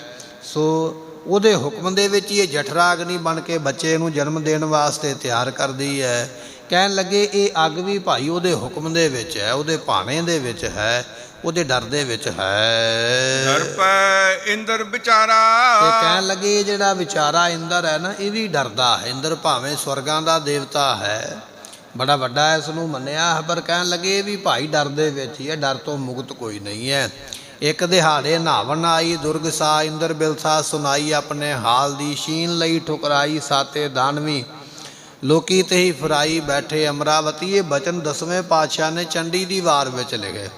ਕਹਿਣ ਲੱਗੇ ਇੱਕ ਵਾਰੀ ਮੈਖਾਸੁਰ ਨਾਮ ਦੇ ਦੈਂਤ ਨੇ ਇੰਦਰ ਨੂੰ ਬਾਹਰ ਕੱਢ ਕੇ ਸਵਰਗਾਂ ਦੇ ਵਿੱਚੋਂ ਤੇ ਆਪ ਕਬਜ਼ਾ ਕਰ ਲਿਆ। ਉਸ ਵੇਲੇ ਇੰਦਰ ਦੇਵਤਾ ਡਰਦਾ ਹੋਇਆ ਫਿਰ ਦੁਰਗਾ ਦੇ ਕੋਲ ਜਾ ਕੇ ਬੇਨਤੀਆਂ ਕਰਦਾ, ਜੀ ਮੈਨੂੰ ਰਾਜ ਭਾਗ ਦਿਵਾਓ। ਕਹਿੰਦੇ ਇਸ ਤਰ੍ਹਾਂ ਇੰਦਰ ਵਰਗੇ ਵੀ ਡਰਦੇ ਹੀ ਪਏ ਨੇ ਉਹਦੇ ਹੁਕਮ ਦੇ ਵਿੱਚ ਬੈਠੇ ਹੋਏ। ਕਦੇ ਕਿਸੇ ਰਾਜੇ ਦਾ ਡਰ ਆ ਜਾਂਦਾ ਹੈ, ਕਦੇ ਕਿਸੇ ਦੈਂਤ ਦਾ ਡਰ ਆ ਜਾਂਦਾ, ਤੇ ਪਰਮਾਤਮਾ ਦਾ ਡਰ ਤੇ ਹਰ ਵੇਲੇ ਬਣਿਆ ਹੈ। ਮਹਾਰਾਜ ਜੀ ਨੂੰ ਪੁੱਛਿਆ ਸੀ ਸਤਿਗੁਰੂ ਡਰ ਵਿੱਚ ਕੌਣ ਕੌਣ ਹੈ? ਇਹ ਦੱਸਦੇ ਪਏ। ਕਹਿੰਦੇ ਭਾਈ ਇੰਦਰ ਵੀ ਉਹਦੇ ਡਰ ਦੇ ਵਿੱਚ, ਉਹਦੇ ਭਾਣੇ ਦੇ ਵਿੱਚ ਹੈ। ਏਕਾ ਨਿਰਭਉ ਬਾਤ ਸੁਣੀ। ਸਤਿਗੁਰੂ ਪਾਤਸ਼ਾਹ ਨੂੰ ਪੁੱਛਿਆ ਮਹਾਰਾਜ ਕੋਈ ਨਿਰਭਉ ਬਚਨ ਵੀ ਹੋਵੇਗਾ? ਮਹਾਰਾਜ ਕਹਿੰਦੇ ਏਕਾ, ਇੱਕੋ ਹੀ ਗੱਲ ਜਿਹੜੀ ਹੈ ਉਹ ਨਿਰਭਉ ਕਰਨ ਵਾਲੀ ਹੈ, ਜਿਹੜੀ ਅਸੀਂ ਸੁਣੀ ਹੈ ਵੱਡੇ ਸਤਿਗੁਰਾਂ ਤੋਂ, ਔਰ ਉਹ ਬਚਨ ਅਸੀਂ ਤੁਹਾਨੂੰ ਵੀ ਸੁਣਾਉਂਦੇ ਹਾਂ। ਏਕਾ ਨਿਰਭਉ ਬਾਤ ਸੁਣੀ। ਨਿਰਭਉ ਪਰਮਾਤਮਾ ਦੀ ਇੱਕ ਬਾਤ ਕਹੀਏ ਸਿੱਖਿਆ, ਨਿਰਭਉ ਪਰਮਾਤਮਾ ਦੀ ਇੱਕ ਸਿੱਖਿਆ ਸੁਣੀ ਹੈ। ਸੋ ਸੁਖੀਆ ਸੋ ਸਦਾ ਸੁਹੇਲਾ। ਮਹਾਰਾਜ ਕਹਿਣ ਲੱਗੇ ਭਾਈ ਦੁਨੀਆ ਵਿੱਚ ਤਨ ਕਰਕੇ ਸੁਖੀ ਵਿਅਕਤੀ ਉਹ ਹੋਵੇਗਾ, ਅਤੇ ਸੁਹੇਲਾ ਮਨ ਕਰਕੇ ਸੁਖੀ ਵੀ ਉਹ ਹੋਵੇਗਾ। ਮਹਾਰਾਜ ਕੌਣ ਹੈ? ਤੇ ਸਤਿਗੁਰੂ ਦੱਸਦੇ ਹਨ, ਜੋ ਗੁਰ ਮਿਲ ਗਾਏ ਗੁਣੀ। ਮਹਾਰਾਜ ਕਹਿਣ ਲੱਗੇ ਜਿਹੜਾ ਗੁਰੂ ਦੇ ਨਾਲ ਮਿਲ ਕੇ ਪਰਮਾਤਮਾ ਦੇ ਗੁਣ ਗਾਵੇਗਾ ਨਾ ਭਾਈ, ਉਹ ਸੁਖੀਆ ਹੋਵੇਗਾ। ਸੋ ਸੰਸਾਰ ਦੇ ਵਿੱਚ ਏਕਾ ਬਾਤ ਸੁਣੀ। ਇੱਕ ਗੱਲ ਇਹ ਸੁਣੀ ਹੈ ਕਿ ਜਿਹੜਾ ਨਿਰਭਉ ਪਰਮਾਤਮਾ ਦਾ ਸਿਮਰਨ ਕਰੇਗਾ। ਕਿਵੇਂ ਕਰੇਗਾ? ਗੁਰ ਮਿਲ, ਪਹਿਲਾਂ ਗੁਰੂ ਨਾਲ ਮਿਲਣਾ ਪਏਗਾ ਭਾਈ। ਗੁਰੂ ਦੇ ਨਾਲ ਮਿਲ ਕੇ ਗੁਰੂ ਦਾ ਬਚਨ ਸੁਣ ਕੇ ਫਿਰ ਬਚਨ ਦੀ ਕਮਾਈ ਕਰਨੀ ਪਵੇਗੀ। ਤੇ ਪਾਤਸ਼ਾਹ ਕਹਿਣ ਲੱਗੇ ਗਾਏ ਗੁਣੀ। ਇਸ ਤਰ੍ਹਾਂ ਜਿਹੜੇ ਉਹਦੇ ਗੁਣ ਗਾਉਣਗੇ ਨਾ ਪਰਮਾਤਮਾ ਦੇ, ਉਹ ਤਨ ਕਰਕੇ ਸੁਖੀ ਹੋ ਜਾਣਗੇ ਤੇ ਮਨ ਕਰਕੇ ਵੀ ਸੁਖੀ ਹੋ ਜਾਣਗੇ। ਸੋ ਐਸਾ ਪਰਮਾਤਮਾ ਦਾ ਸਿਮਰਨ ਹੈ, ਐਸੀ ਨਾਮ ਦੀ ਕਮਾਈ ਹੈ। ਜਿਹੜੇ ਨਾਮ ਦੀ ਕਮਾਈ ਕਰਦੇ ਉਹ ਤਨ ਕਰਕੇ ਮਨ ਕਰਕੇ ਸੁਖੀ ਹੋ ਜਾਂਦੇ ਹਨ। ਦੇਹ ਧਾਰ ਅਰ ਦੇਵਾ ਡਰ ਪੈ। ਮਹਾਰਾਜ ਕਹਿਣ ਲੱਗੇ ਜਿੰਨੀਆਂ ਵੀ ਦੇਹਾਂ ਨੇ, ਜਿੰਨੇ ਵੀ ਆਪਣੇ ਸਰੀਰ ਨੇ ਨਾ, ਭਾਵੇਂ ਆਪਾਂ ਮਨੁੱਖਾਂ ਜਾਂ ਪਸ਼ੂ ਪੰਛੀ ਜਿੰਨੇ ਵੀ ਬਣੇ, ਇਹ ਸਾਰੇ ਪਰਮਾਤਮਾ ਦੇ ਡਰ ਦੇ ਵਿੱਚ ਨੇ। ਪਸ਼ੂਆਂ ਨੂੰ ਵੀ ਡਰ ਹੈ। ਕਹਿੰਦੇ ਜੰਗਲ ਦਾ ਰਾਜਾ ਸ਼ੇਰ ਹੈ, ਪਰ ਸ਼ੇਰ ਨੂੰ ਵੀ ਡਰ ਹੈ। ਕਿਹਦਾ ਡਰ ਹੈ? ਉਹਨੂੰ ਦੂਜੇ ਸ਼ੇਰ ਦਾ ਡਰ ਹੈ ਕਿ ਮੇਰੇ ਰਾਜ ਭਾਗ ਦੇ ਉੱਪਰ ਕੋਈ ਹਮਲਾ ਨਾ ਕਰ ਦੇਵੇ, ਮੇਰੇ ਰਾਜ ਨੂੰ ਕੋਈ ਖੋਹ ਨਾ ਲਵੇ। ਸ਼ੇਰ ਵੀ ਸ਼ੇਰਾਂ ਨਾਲ ਲੜਦੇ ਹੋਏ ਰਾਜ ਤੇ ਕਬਜ਼ਾ ਕਰਨ ਵਾਸਤੇ ਬੈਠੇ। ਮਹਾਰਾਜ ਕਹਿਣ ਲੱਗੇ ਭਾਈ ਇਹ ਦੇਹਾਂ ਧਾਰਨ ਵਾਲੇ ਜਿੰਨੇ ਵੀ ਸਾਰੇ ਡਰਦੇ ਪਏ, ਭਾਵੇਂ ਉਹ ਮਨੁੱਖ ਨੇ, ਪਸ਼ੂ ਪੰਛੀ, ਸ਼ੇਰ ਨੇ, ਡਰਦੇ ਪਏ। ਅਰ ਦੇਵਾ ਡਰ ਪੈ, ਜਿਹੜੇ ਸਾਰੇ ਦੇਵਤੇ ਨੇ ਉਹ ਵੀ ਡਰਦੇ ਪਏ। ਦੇਵਤੇ ਵੀ ਉਹਦੇ ਹੁਕਮ ਦੇ ਵਿੱਚ, ਉਹਦੇ ਭਾਣੇ ਦੇ ਵਿੱਚ ਇਸ ਤਰ੍ਹਾਂ ਰਹਿੰਦੇ ਹਨ। ਸਿੱਧ ਸਾਧਕ ਡਰ ਮੁਆ। ਅਤੇ ਜਿਹੜੇ 84 ਸਿੱਧ ਨੇ ਉਹ ਵੀ ਉਹਦੇ ਡਰ ਦੇ ਵਿੱਚ ਬੈਠੇ ਹੋਏ। ਜਦੋਂ ਗੁਰੂ ਨਾਨਕ ਦੇਵ ਪਾਤਸ਼ਾਹ ਮਹਾਰਾਜ ਜੀ ਅਚਲ ਬਟਾਲੇ ਦੀ ਧਰਤੀ ਨੂੰ ਭਾਗ ਲਾਏ ਨਾ, ਇੱਥੇ ਸ਼ਿਵਰਾਤਰੀ ਦਾ ਬੜਾ ਵੱਡਾ, ਸ਼ਿਵ ਜੀ ਦਾ ਬਹੁਤ ਪੁਰਾਣਾ ਇੱਥੇ ਇੱਕ ਮੰਦਿਰ ਹੈ, ਬੜਾ ਵੱਡਾ ਮੇਲਾ ਲੱਗਦਾ। ਗੁਰੂ ਨਾਨਕ ਦੇਵ ਪਾਤਸ਼ਾਹ ਪਹੁੰਚੇ, ਸਤਿਗੁਰਾਂ ਦੀ ਪੂਜਾ ਹੁੰਦੀ ਵੇਖ ਕੇ ਉਸ ਵੇਲੇ ਸਿੱਧਾਂ ਦੇ ਮਨ ਵਿੱਚ ਬੜੀ ਈਰਖਾ ਆਈ ਹੈ। ਉਸ ਵੇਲੇ ਆਪਣੀ ਸ਼ਕਤੀ ਨਾਲ ਲੋਕਾਂ ਨੂੰ ਡਰਾਉਣ ਲੱਗ ਪਿਆ। ਕੋਈ ਸੱਪ ਬਣ ਗਿਆ, ਕੋਈ ਸ਼ੇਰ ਬਣ ਗਿਆ, ਕਿਸੇ ਨੇ ਹਨੇਰੀ ਚਲਾ ਦਿੱਤੀ ਹੈ, ਬੜਾ ਕੁਝ ਕੀਤਾ। ਗੁਰੂ ਨਾਨਕ ਦੇਵ ਪਾਤਸ਼ਾਹ ਸਾਰਿਆਂ ਨੂੰ ਕਹਿਣ ਲੱਗੇ ਭਾਈ ਬੈਠ ਕੇ ਨਾ ਸਤਨਾਮ ਦਾ ਜਾਪ ਕਰੋ, ਕੁਝ ਨਹੀਂ ਹੋਵੇਗਾ। ਸਾਰੀ ਸੰਗਤ ਬਚਨ ਮੰਨ ਕੇ ਜਾਪ ਕਰਦੀ ਰਹੀ। ਇਹਨਾਂ ਸਿੱਧਾਂ ਨੇ ਜ਼ੋਰ ਯਤਨ ਤੇ ਬੜਾ ਕੀਤਾ, ਪਰ ਜਦੋਂ ਕਾਮਯਾਬੀ ਕੋਈ ਨਾ ਮਿਲੇ ਤੇ ਸਤਿਗੁਰਾਂ ਨੇ ਇਹਨਾਂ ਦੀਆਂ ਸਾਰਿਆਂ ਦੀਆਂ ਸ਼ਕਤੀਆਂ ਖਿੱਚ ਲਈਆਂ। ਜਿਵੇਂ ਨਿੰਬੂ ਨਹੀਂ ਨਿਚੋੜ ਦੇਈਦਾ ਮੁੜ ਕੇ ਖਾਲੀ ਰਹਿ ਜਾਂਦਾ, ਨਿੰਬੂ ਨਿਚੋੜਨ ਵਾਂਗ ਸਾਰੀਆਂ ਸ਼ਕਤੀਆਂ ਇਹਨਾਂ ਦੀਆਂ ਖਿੱਚ ਕੇ ਆਪਣੇ ਕੋਲ ਰੱਖ ਲਈਆਂ। ਤੇ ਫਿਰ ਬੜੇ ਡਰਦੇ ਸਹਿਤ ਨਿੰਮੋ ਝੂਣੇ ਜੇ ਹੋ ਗਏ, ਚਿਹਰੇ ਇਹਨਾਂ ਦੇ ਕੁਮਲਾ ਗਏ, ਤੇ ਫਿਰ ਸਤਿਗੁਰਾਂ ਦੇ ਤਰਲੇ ਕਰਨ ਲੱਗ ਪਏ। ਸਤਿਗੁਰੂ ਪਾਤਸ਼ਾਹ ਕਹਿਣ ਲੱਗੇ ਤੁਹਾਨੂੰ ਸ਼ਕਤੀਆਂ ਇਸ ਵਾਸਤੇ ਨਹੀਂ ਮਿਲੀਆਂ ਵੀ ਤੁਸੀਂ ਲੋਕਾਂ ਨੂੰ ਡਰਾਉਂਦੇ ਰਹੋ, ਲੋਕਾਂ ਨੂੰ ਭਰਮਾਉਂਦੇ ਰਹੋ। ਮਹਾਰਾਜ ਦਾ ਬਚਨ ਮੰਨਿਆ, ਕਹਿਣ ਲੱਗੇ ਸਤਿਗੁਰੂ ਅੱਗੇ ਤੋਂ ਇਸ ਤਰ੍ਹਾਂ ਨਹੀਂ ਕਦੇ ਕੁਤਾਹੀ ਕਰਾਂਗੇ। ਫਿਰ ਸ਼ਕਤੀਆਂ ਵਾਪਸ ਪ੍ਰਾਪਤ ਕੀਤੀਆਂ। ਮਹਾਰਾਜ ਕਹਿਣ ਲੱਗੇ ਜਿਹੜੇ 84 ਸਿੱਧ ਨੇ ਨਾ ਭਾਈ, ਇਹ ਵੀ ਪਰਮਾਤਮਾ ਦੇ ਡਰ ਦੇ ਵਿੱਚ ਡਰਦੇ ਪਏ। ਅਤੇ ਜਿਹੜੇ ਸਾਧਨਾ ਕਰਨ ਵਾਲੇ, ਕੋਈ ਜਲ ਧਾਰਾ ਕਰਦਾ ਹੈ, ਕੋਈ ਇਸੇ ਤਰ੍ਹਾਂ ਤਪ ਕਰਦਾ ਪਿਆ, ਕੋਈ ਤੀਰਥ ਯਾਤਰਾ ਕਰਦਾ ਪਿਆ, ਕੋਈ ਦਾਨ ਕਰਦਾ ਪਿਆ, ਇਹ ਜਿੰਨੇ ਸਾਧਨਾ ਕਰਨ ਵਾਲੇ ਮਹਾਰਾਜ ਇਹ ਵੀ ਸਾਰੇ ਡਰਦੇ ਪਏ ਸਾਰੇ ਤੇਰੇ ਹੁਕਮ ਦੇ ਵਿੱਚ ਹਨ। ਲੱਖ 84 ਮਰ ਮਰ ਜਨਮ। ਐਸੇ ਤਰ੍ਹਾਂ ਜਿਹੜੀਆਂ ਗੁਰਮੁਖੋ 84 ਲੱਖ ਇਹ ਜੂਨਾਂ ਹਨ, ਮਨੁੱਖ ਹੈ, ਪਸ਼ੂ ਪੰਛੀ ਜਿੰਨੇ ਵੀ ਨੇ, ਇਹ ਸਾਰੇ ਤੇਰੇ ਡਰ ਵਿੱਚ ਮਰ ਜਾਂਦੇ। ਤੇਰੇ ਡਰ ਹੁਕਮ ਦੇ ਵਿੱਚ ਹੀ ਫਿਰ ਪੈਦਾ ਹੋ ਜਾਂਦੇ, ਫਿਰ ਜੰਮ ਪੈਂਦੇ, ਫਿਰ ਮਰ ਜਾਂਦੇ। ਇਹ 84 ਲੱਖ ਜੂਨਾਂ ਸਤਿਗੁਰੂ ਆਪ ਜੀ ਦੇ ਡਰ ਦੇ ਵਿੱਚ ਹੀ ਪੈਦਾ ਹੁੰਦੀਆਂ ਤੇ ਮਰਦੀਆਂ ਰਹਿੰਦੀਆਂ ਹਨ। ਫਿਰ ਜੋਨੀ ਜੋਇਆ ਅਤੇ ਮਾਰ-ਮਾਰ ਵਾਰ-ਵਾਰ ਇਹ ਜਿਹੜੇ ਹਨ ਇਹ ਜੂਨਾਂ ਦੇ ਵਿੱਚ ਜੋਇਆ ਕਿ ਇਹ ਜੋੜੇ ਜਾਂਦੇ। ਸੋ ਐਸੇ ਤਰ੍ਹਾਂ ਇਹ ਵਾਰ-ਵਾਰ ਜਨਮਾਂ ਦੇ ਵਿੱਚ ਆਉਂਦੇ। 84 ਲੱਖ ਜੂਨਾਂ ਜਿਹੜੀਆਂ ਵਾਰ-ਵਾਰ ਜਨਮਾਂ ਦੇ ਵਿੱਚ ਆ ਰਹੀਆਂ, ਜਨਮ ਲੈ ਕੇ ਆਉਂਦੇ, ਮਰ-ਮਰ ਕੇ ਤੁਰੇ ਜਾਂਦੇ ਹਨ। ਰਾਜਸ ਸਾਤਕ ਤਾਮਸ ਦਰਪਾ। ਮਹਾਰਾਜ ਕਹਿਣ ਲੱਗੇ ਰਜੋ ਗੁਣੀ ਵੀ ਡਰਦੇ ਪਏ, ਤਮੋ ਗੁਣੀ ਵੀ ਡਰਦੇ ਪਏ, ਸਤੋ ਗੁਣੀ ਵੀ ਡਰਦੇ ਪਏ। ਵੱਖਰੇ ਵੱਖਰੇ ਸੁਭਾਅ ਨੇ, ਕੋਈ ਗੁੱਸੇ ਵਾਲਾ ਹੈ, ਕੋਈ ਸ਼ਾਂਤ ਹੈ, ਕੋਈ ਪ੍ਰੇਮ ਕਰਨ ਵਾਲਾ, ਪਰ ਡਰਦੇ ਸਾਰੇ ਹੀ ਪਏ ਮਹਾਰਾਜ ਤੇਰੇ ਭੈ ਦੇ ਵਿੱਚ। ਕੀਤੇ ਰੂਪ ਉਪਾਇਆ। ਮਹਾਰਾਜ ਕਿੰਨੇ ਕੁ ਆਪ ਜੀਆਂ ਨੇ ਰੂਪ ਪੈਦਾ ਕੀਤੇ, ਸਾਰੇ ਰੂਪ ਆਪ ਜੀ ਦੇ ਹੁਕਮ ਦੇ ਵਿੱਚ ਡਰਦੇ ਪਏ, ਤੁਹਾਡੇ ਤੋਂ ਬਾਹਰ ਕੁਝ ਨਹੀਂ ਹੈ। ਸੋ ਐਸੀ ਆਪ ਜੀ ਸਮਰੱਥਾ ਰੱਖਦੇ ਪਏ। ਇਤਿਹਾਸ ਦੇ ਵਿੱਚ ਬਚਨ ਆਉਂਦਾ, ਕਹਿਣ ਲੱਗੇ ਇੱਕ ਬਲਭੱਦਰ ਨਾਮ ਦਾ ਇੱਕ ਰਿਖੀ ਹੋਇਆ ਪਹਿਲੇ ਬਗਦਾਲਦ ਨਾਮ ਦਾ ਇੱਕ ਰਿਖੀ ਹੋਇਆ ਪਹਿਲੇ ਸਮੇਂ ਵਿੱਚ। ਸੋ ਕਹਿਣ ਲੱਗੇ ਉਸ ਵੇਲੇ ਬਰਮਾ ਨੇ ਹੰਕਾਰ ਕਰਕੇ ਉਸ ਦਾ ਕੁਝ ਨਿਰਾਦਰ ਕਰ ਦਿੱਤਾ ਵੀ ਮੈਂ 4 ਮੂੰਹਾਂ ਵਾਲਾ ਹਾਂ ਤੇ ਮੈਂ ਬੜਾ ਸ਼ਕਤੀਸ਼ਾਲੀ ਹਾਂ। ਜਦੋਂ ਨਿਰਾਦਰ ਕੀਤਾ, ਕਹਿਣ ਲੱਗੇ ਇਹੋ ਜਿਹੀ ਹਨੇਰੀ ਚੱਲੀ ਵੀ ਉਹ ਬਰਮਾ ਤੇ ਉਹ ਰਿਖੀ ਉੱਡ ਕੇ ਨਾ 8 ਬਰਮਾ ਵਾਲੇ ਮੂੰਹ ਵਾਲੇ ਬਰਮਾ ਕੋਲ ਚਲੇ ਗਏ। ਉਹਦੇ ਮਨ ਵਿੱਚ ਆਪਣਾ ਮਾਣ ਹੈ ਵੀ ਮੈਂ ਬੜਾ ਸ਼ਕਤੀਸ਼ਾਲੀ ਹਾਂ। ਉੱਥੇ ਇਹੋ ਜਿਹਾ ਭਾਣਾ ਵਰਤਿਆ ਵੀ ਉਹ ਵੀ ਨਾਲ ਹੀ ਉੱਡਿਆ। ਅੱਗੇ ਹੋਰ ਬਰਮਾ ਕੋਲ ਚਲੇ ਗਏ, ਅੱਗੇ ਹੋਰ ਬਰਮਾ ਕੋਲ ਚਲੇ ਗਏ। ਚਲਦਿਆਂ ਚਲਦਿਆਂ ਅੱਗੇ ਇੱਕ 1000 ਬਰਮਾ ਵਾਲਾ ਵਿਅਕਤੀ, 1000 ਮੂੰਹ ਵਾਲਾ ਬਰਮਾ ਉਹਦੇ ਕੋਲ ਪਹੁੰਚ ਗਏ। ਜਦੋਂ ਉਸ 1000 ਮੂੰਹ ਵਾਲੇ ਬਰਮਾ ਨੇ ਵੇਖਿਆ ਨਾ ਵੀ ਮੇਰੇ ਕੋਲ 4 ਮੂੰਹਾਂ ਵਾਲਾ, 8 ਮੂੰਹਾਂ ਵਾਲਾ, ਬਾਕੀ ਸਾਰੇ ਬਰਮੇ ਇਕੱਠੇ ਹੋ ਕੇ ਆਉਂਦੇ ਪਏ, ਉਹ ਬੜੇ ਸਤਿਕਾਰ ਦੇ ਨਾਲ ਇਹਨਾਂ ਨੂੰ ਲੈਣ ਵਾਸਤੇ ਆਇਆ। ਇਹਨਾਂ ਨੇ ਜਾ ਕੇ ਦੱਸਿਆ, ਕਹਿੰਦੇ ਜੀ ਸਾਨੂੰ ਤੇ ਮਾਣ ਹੋ ਗਿਆ ਵੀ ਸਾਡੇ ਵਰਗੀ ਤਾਕਤ ਹੀ ਕੋਈ ਨਹੀਂ ਹੈ ਵੀ ਅਸੀਂ ਦੁਨੀਆ ਬਣਾਉਂਦੇ ਹਾਂ। 4 ਮੂੰਹਾਂ ਵਾਲੇ ਨੂੰ ਆਪਣਾ ਹੰਕਾਰ ਹੈ, 8 ਵਾਲੇ ਨੂੰ ਆਪਣਾ ਹੰਕਾਰ ਹੈ। ਤੁਹਾਡਾ 1000 ਮੂੰਹ ਹੈ, ਤੁਸੀਂ ਇੰਨੇ ਸ਼ਕਤੀਸ਼ਾਲੀ ਹੋ, ਫਿਰ ਵੀ ਤੁਹਾਡੇ ਵਿੱਚ ਇੰਨੀ ਨਿਮਰਤਾ ਹੈ ਵੀ ਤੁਸੀਂ ਸਾਨੂੰ ਲੈਣ ਵਾਸਤੇ ਆਏ। ਤੇ ਉਹ 1000 ਮੂੰਹਾਂ ਵਾਲਾ ਬਰਮਾ ਕਹਿਣ ਲੱਗਾ ਵੀ ਮੇਰੇ ਵਰਗੇ ਪਤਾ ਨਹੀਂ ਪ੍ਰਮਾਤਮਾ ਨੇ ਕਿੰਨੇ ਕੁ ਪੈਦਾ ਕੀਤੇ, ਤੁਹਾਡੀ ਤੇ ਗਿਣਤੀ ਕੋਈ ਨਹੀਂ ਹੈ, ਪਰ ਉਹਨੇ 1000 ਮੂੰਹਾਂ ਵਾਲੇ ਕਿੰਨੇ ਕੁ ਪੈਦਾ ਕੀਤੇ, ਸ੍ਰਿਸ਼ਟੀ ਵਿੱਚ ਅੰਤ ਹੀ ਕੋਈ ਨਹੀਂ। ਕਾਲ ਹੀ ਪਾਏ ਭਇਓ ਬ੍ਰਹਮਾ, ਗਹਿ ਦੰਡ ਕਮੰਡਲ ਭੂਮ ਪਰਮਾਨਿਓ, ਕਾਲ ਹੀ ਭਾਏ ਸਦਾ ਸ਼ਿਵਜੂ, ਸਭ ਦੇਸ ਵਿਦੇਸ ਭਇਆ ਹਮ ਜਾਣਿਓ। 10ਵੇਂ ਪਾਤਸ਼ਾਹ ਨੇ ਬਚਨ ਲਿਖਿਆ, ਕਹਿਣ ਲੱਗੇ ਭਾਈ ਉਹਦੇ ਹੁਕਮ ਦੇ ਵਿੱਚ ਹੀ ਸ਼ਿਵਜੀ ਤੁਰਿਆ ਫਿਰਦਾ, ਉਹਦੇ ਹੁਕਮ ਦੇ ਵਿੱਚ ਹੀ ਬ੍ਰਹਮੇ ਤੁਰੇ ਫਿਰਦੇ, ਜਿਨ੍ਹਾਂ ਦੇ ਕਈ ਮੂੰਹ ਨੇ ਅਤੇ ਜਿਨ੍ਹਾਂ ਵਿੱਚ ਕਈ ਸ਼ਕਤੀਆਂ ਨੇ।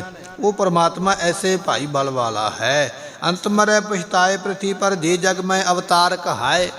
10ਵੇਂ ਪਾਤਸ਼ਾਹ ਨੇ ਲਿਖਿਆ ਜਿਹੜੇ ਆਪਣੇ ਆਪ ਨੂੰ ਕਹਿੰਦੇ ਨਾ ਮੈਂ ਅਵਤਾਰ ਹਾਂ, ਮੈਂ ਸ਼ਕਤੀਸ਼ਾਲੀ ਹਾਂ, ਮੇਰੇ ਵਿੱਚ ਬਲ ਹੈ, ਉਹ ਦੁਨੀਆ ਵਿੱਚ ਪਛਤਾ ਕੇ ਮਰਦੇ ਹੋਏ ਵੇਖੇ ਗਏ। ਰੇਮਨ ਲੈਲ ਅਕੇਲ ਹੀ ਕਾਲ ਕੇ ਕਾਲ, ਲਾਗਤ ਕਾਹੇ ਨਾ ਪਾਏ। ਪਾਤਸ਼ਾਹ ਕਹਿੰਦੇ ਬੰਦਿਆ ਇਕੱਲੇ ਹੀ ਦੁਨੀਆ ਤੋਂ ਜਾਣਾ ਹੈ। ਇਸ ਕਰਕੇ ਪ੍ਰਮਾਤਮਾ ਦੇ ਪੈਰੀ ਕਿਉਂ ਨਹੀਂ ਪੈਂਦਾ, ਪੈ ਜਾਵੇਗਾ ਤੇ ਤੇਰਾ ਭਲਾ ਹੋ ਜਾਵੇਗਾ। 10ਵੇਂ ਪਾਤਸ਼ਾਹ ਮਹਾਰਾਜ ਕਹਿਣ ਲੱਗੇ ਤੇਰੋ ਜੋਰ ਗੂੰਗਾ ਕਹਿਤਾ, ਗੁੰਗ ਕਹਿਤਾ, ਅਸੀਂ ਗੂੰਗੇ ਹਾਂ। ਪਰਮਾਤਮਾ ਤੇਰੇ ਜ਼ੋਰ ਦਾ ਵਰਣਨ ਥੋੜ੍ਹਾ ਬਹੁਤਾ ਹੀ ਕਰ ਸਕਦੇ, ਬਹੁਤਾ ਨਹੀਂ ਕਰ ਸਕਦੇ। ਬਿਆਸ ਪਰਾਸਰ ਔਰ ਇੱਕ ਘਣੇ, ਦੁਨੀਆ ਵਿੱਚ ਬਿਆਸ ਵਰਗੇ ਹੋਏ, ਇਸੇ ਤਰ੍ਹਾਂ ਪਰਾਸਰ ਵਰਗੇ ਪਤਾ ਨਹੀਂ ਹੋਰ ਕਿੰਨੇ ਕੁ ਰਿਖੀ ਮੁਨੀ ਹੋਏ। ਸਿੰਘੀ ਰਿਖ ਬਕ ਦਾਲਬ ਭਣੇ, ਸ੍ਰਿੰਗੀ ਰਿਖੀ ਵਰਗੇ ਹੋਏ, ਜੰਗਲਾਂ ਵਿੱਚ ਰਹਿੰਦੇ ਰਹੇ। ਬਗਦਾਲਬ ਵਰਗੇ ਹੋਏ, ਉਹ ਵੀ ਬੜਾ ਤਪ ਕਰਦੇ ਰਹੇ। ਸਹੰਸ ਮੁਖਨ ਕੋ ਬਰਮਾ ਦੇਖਾ। 10ਵੇਂ ਪਾਤਸ਼ਾਹ ਕਹਿੰਦੇ ਅਸੀਂ ਤੇ 1000 ਮੂੰਹਾਂ ਵਾਲਾ ਬਰਮਾ ਵੀ ਵਿਖਿਆ ਹੈ। ਕੌਣ ਤੁਮਰਾ ਅੰਤ ਬਸੇਖਾ, ਪਰਮਾਤਮਾ ਤੇਰਾ ਅੰਤ ਹੀ ਕੋਈ ਨਹੀਂ ਹੈ। ਇਹ 10ਵੇਂ ਪਾਤਸ਼ਾਹ ਨੇ ਬਚਨ ਲਿਖਿਆ, ਅਕਾਲ ਪੁਰਖ ਤੇਰਾ ਅੰਤ ਕੋਈ ਨਹੀਂ ਹੈ। ਤੁਸੀਂ ਕੋਟ ਬ੍ਰਹਮੰਡ ਕੋ ਠਾਕੁਰ ਸੁਆਮੀ, ਸਰਬ ਜੀਆਂ ਕਾ ਦਾਤਾ ਰੇ, ਪ੍ਰਤਪਾਲੈ ਨਿਤ ਸਾਰ ਸੰਭਾਲੈ, ਇੱਕ ਗੁਣ ਨਹੀਂ ਮੂਰਖ ਜਾਤਾ ਰੇ।